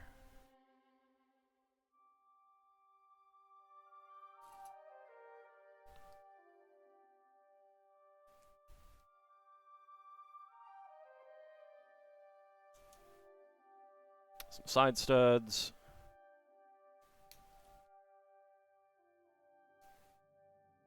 Some tiles with studs there, and 1x2.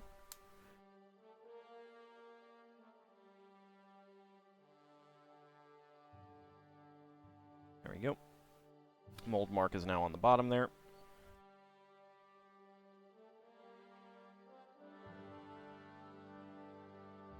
Mold mark is on the bottom there. Okay.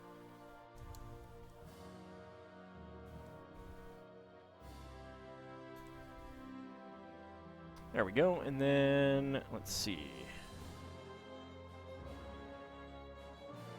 Teacup, a plate.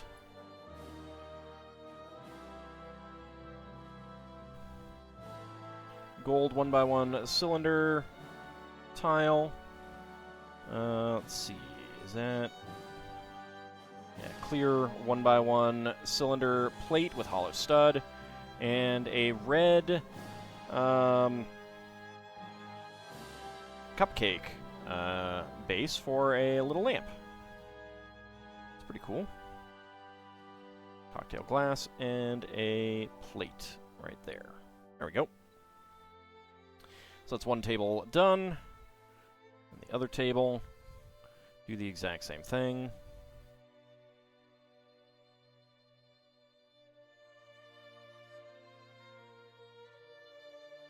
I like the use of the red cupcake base as a lampshade. They've definitely used that before, but it's very nice. Works really well. There we go. So we've got our two tables. Go ahead and actually flip this one around. Okay, and they are going onto the brown half tiles. There we go.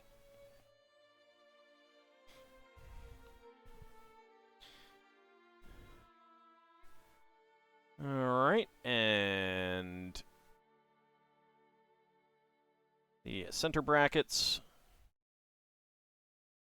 with side studs.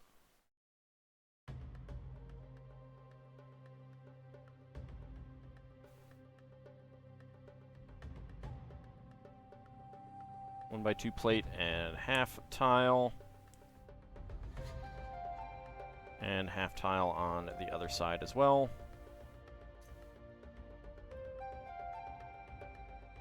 And dark green seats. Okay, so this will go right there, and this one will go right there. It's a really nice way of getting the seats off-center and also giving them little armrests. It's pretty nice. I like that. And then we basically mirror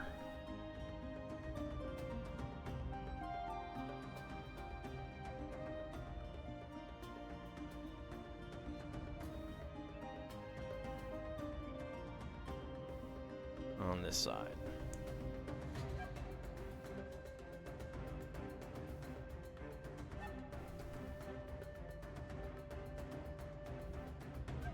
There we go.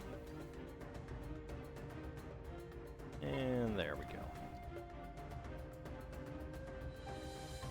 All right, Vigistry, thank you very much for coming on out. Have a good rest of your night.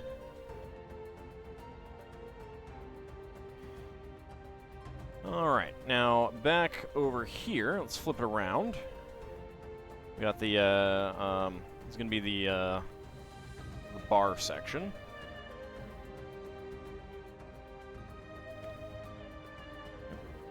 Should get that put on.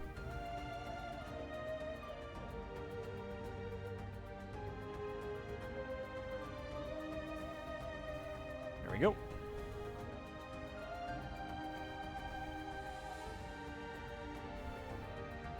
Alright, that's on. Then 2x2 cylinder tile, 2x2 gold radar dish, and a gold fez. And this is going to go right in there.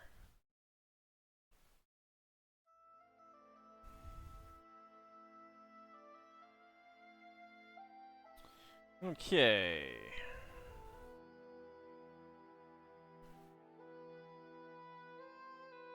Bracket, 1x1 brick, 1x1 plate, dark orange plate, pair of arches, half arches, round top half arches in brown, brown 2x4 tile, and 2x3 round end plate with hole. That is going to go right here. So we have the bar section put up.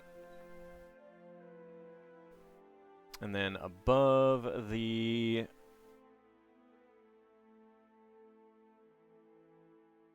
this part, bracket, 1x2 tile, and a sticker. That is going to be 13. That is 13, yes.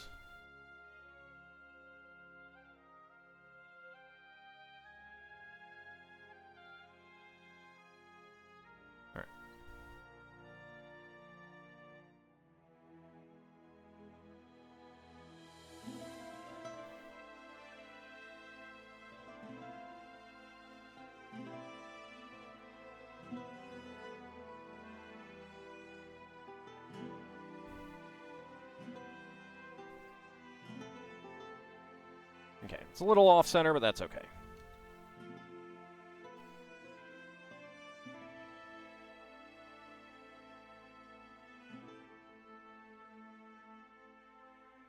Can I get the...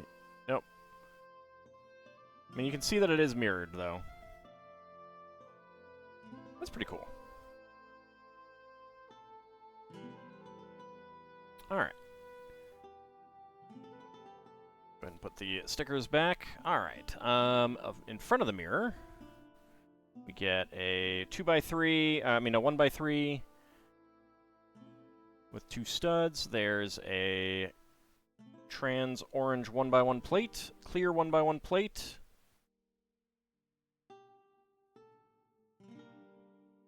Make them lined up. So basically it's making a square decanter with a little bit of liquor in the bottom. Just want those straight.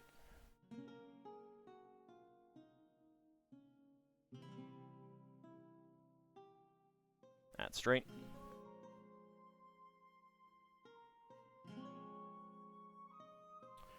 Clear 1x1 cylinder plate and a clear gem on top. And then a trans green wine bottle. So pretty cool. I like that.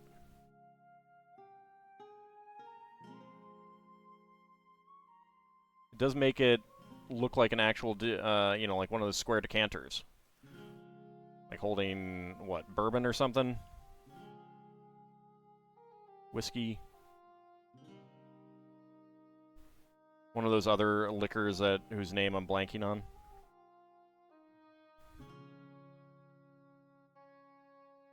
Brandy. Maybe I'm thinking of brandy. I don't know. I'm just like throwing out names at this point.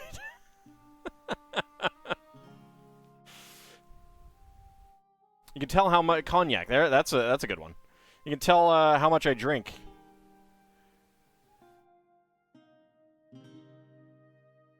Okay, and let's get the table, little round table right there.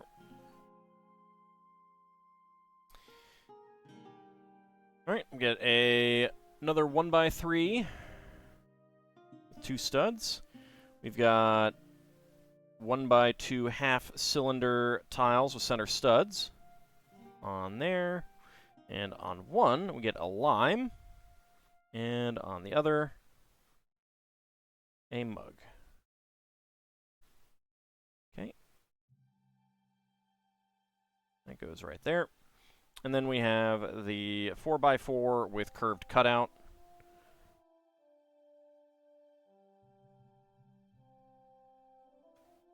And there we go. Alright. So that is... Yep, that's it. Okay, so a lot of spare parts on this one. 1x1 plates in brown, trans orange, and clear. 1x1 cylinder plate with hollow stud and clear. Clear gem. Gold 1x1 cylinder plate with cylinder tile with top peg. Gold 2x2 radar dish. White saucer. White teacup. Dark green 1x1 quarter cylinder tile. And I think this is a... Yeah, it's bright green with lime print. 1x1 cylinder tile with lime print. Which is cool. I have a lot more lemons than limes. Alright. Bag number 7. Let me see.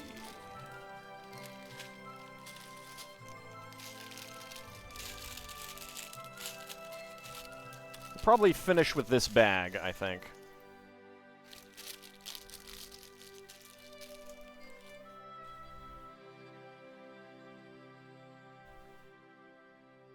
Alright, let's see. Got lots of gold window frames.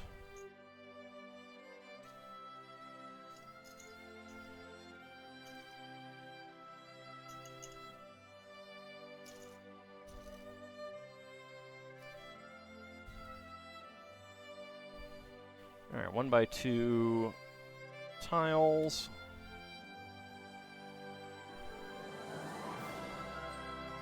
By 8 tiles. Yeah, I'm thinking 3 streams right now. I'll have a better idea next time, obviously.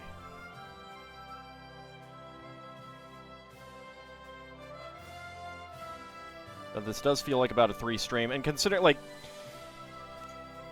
we'll have gotten the tracks and most of one car done. And then the next time we'll get this car done and all of the next one done, and maybe a little bit of either the tender or the engine.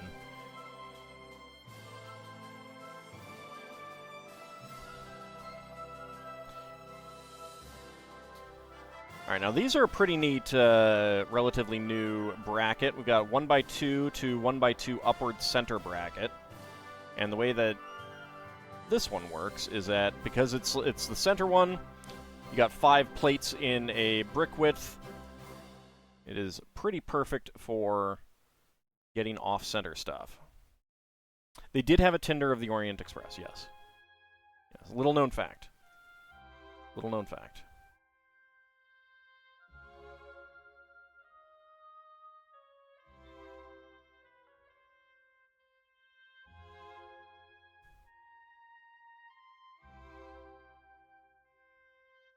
Okay, another bracket, 1x1 plate. Another pair of 1x3 plates.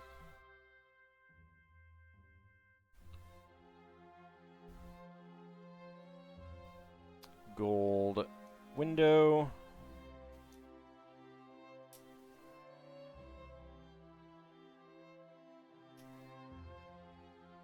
Another gold window.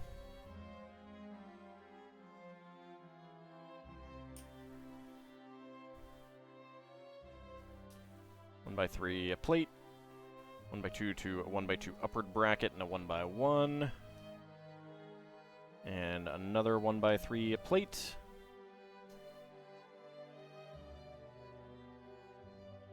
another window,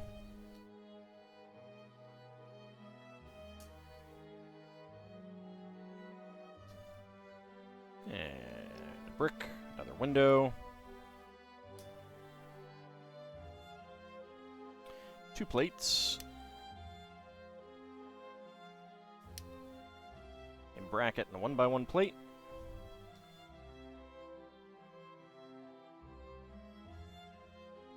And finally, another window.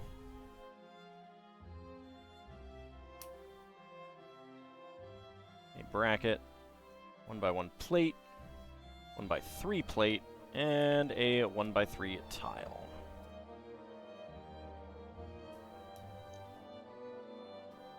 Alright, so we've got a whole big wall section. Let's actually, just wait a second. Yes, it does want me to put it in right now. There's some studs here, so I wasn't sure if it was going to wait until we got something on the studs.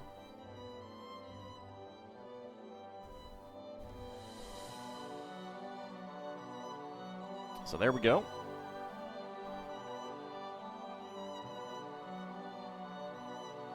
Looks pretty good. I like it.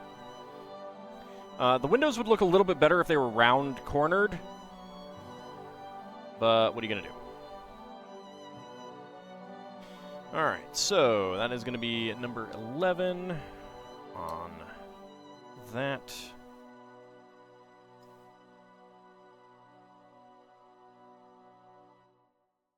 Move these window panes off to the side. Okay. So there is our mold mark. Exquisite cut glass mirrors adorn the interior of this carriage.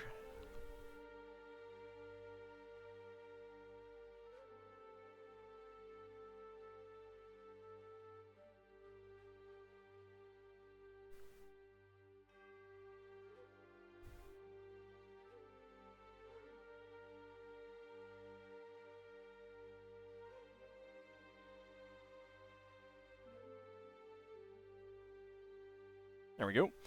And the fun thing about this mirror, go ahead and zoom in on that.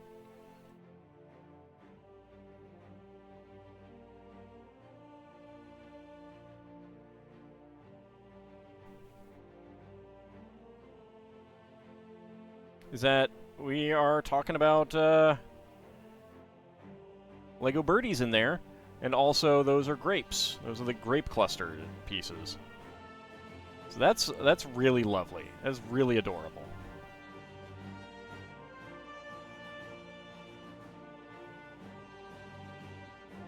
Okay, and then that goes right there.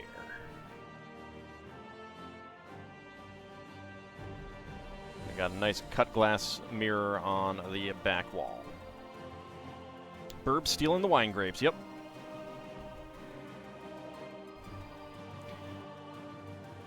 I mean, how could you say no to the Burbs? They're so cute.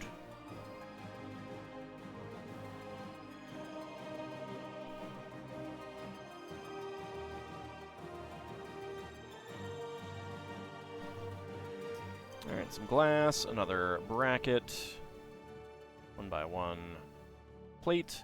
Wonder how badly something like this must have rattled along the tracks. The whole point would be to keep the rattling down. Like, they would have been, especially as the years went by and they replaced cars with new cars and stuff like that, they'd have been doing everything they could to, make the suspension on the cars, as good as they could.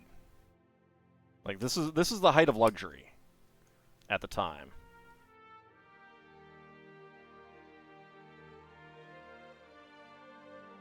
So they absolutely would have tried to reduce rattling and noise and stuff like that.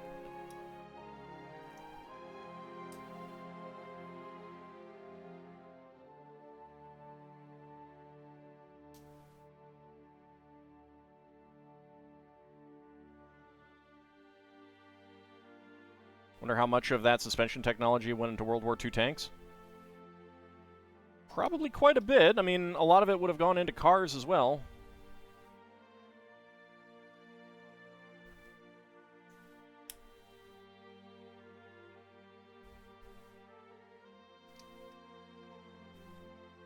I mean, a big concern also would be, like, making sure that things don't fall over and break and, you know, cups and glasses and plates and stuff like that, so...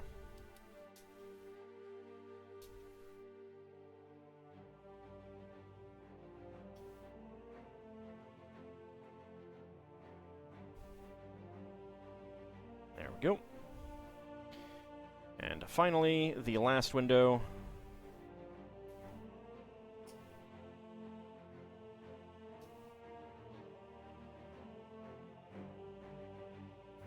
1x3 plate, 1x3 tile.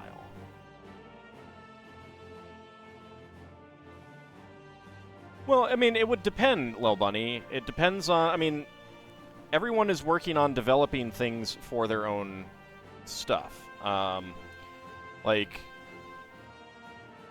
tons of stuff was developed by civilians first, and then borrowed by the military. All right. So there we go. There we go. We have the windows on the sides. Like, it just would have depended on who developed it first, the military or the civilian sector. If the civilians develop something really cool, then the military obviously is going to want to snap it up.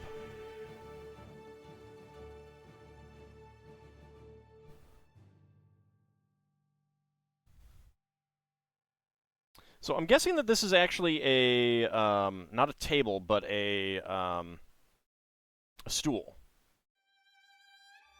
Let's go ahead and get our waiter lady in here. Actually, she can be bringing something. And we will have our scientist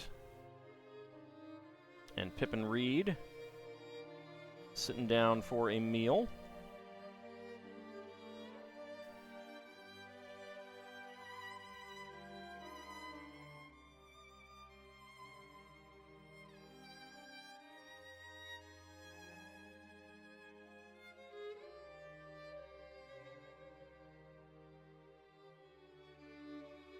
There we go.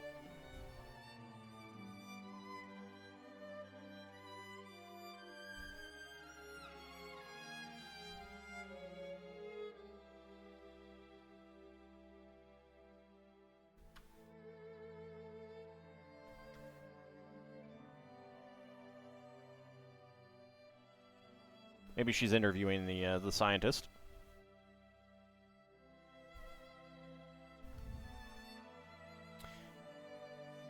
Johnny Thunder is going to be trying to interrupt them, get Pippin to come on another adventure with him. Where's the stud? There you go. Of course, he hasn't paid for his ticket. So, you know.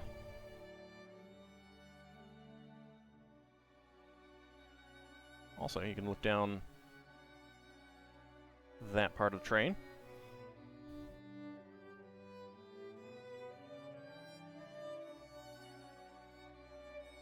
Very cool. Oh, Johnny, not again. All right, so that is the Orient Express so far. And we still do have the rear door there. So very, very cool. And the windows are pretty solid in there, which is pretty nice. And I'm guessing that, like, the flatness of this is going to allow the roof to just rest on these 4 studs as well. So that is going to wrap us up for this episode. I guess that should be that way, because that is the rear. And, of course, the doors do open. As I thought, the tooth part was to keep the door from... Okay. There we go.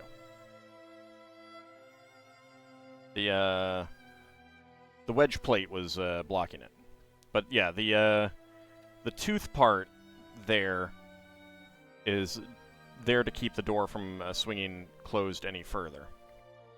So... very, very cool. I hope you guys have enjoyed the first night of the Orient Express. But that is going to wrap us up for this time. Howdy, Shield of Hope and Zaka. Do I have a shelf for all of my assembled builds? No, I don't.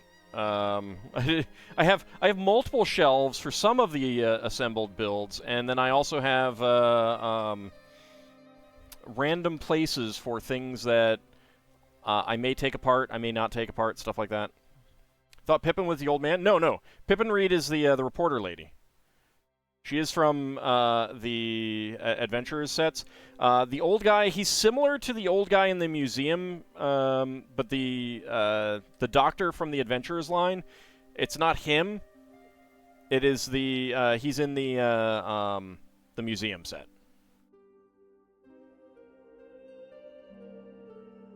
So I could go pull him out somehow. But I want to thank you guys for coming on out. We will be back tomorrow for some more Spelljammer. We'll be back on Monday, and I hope you get enough sleep there, Zakad.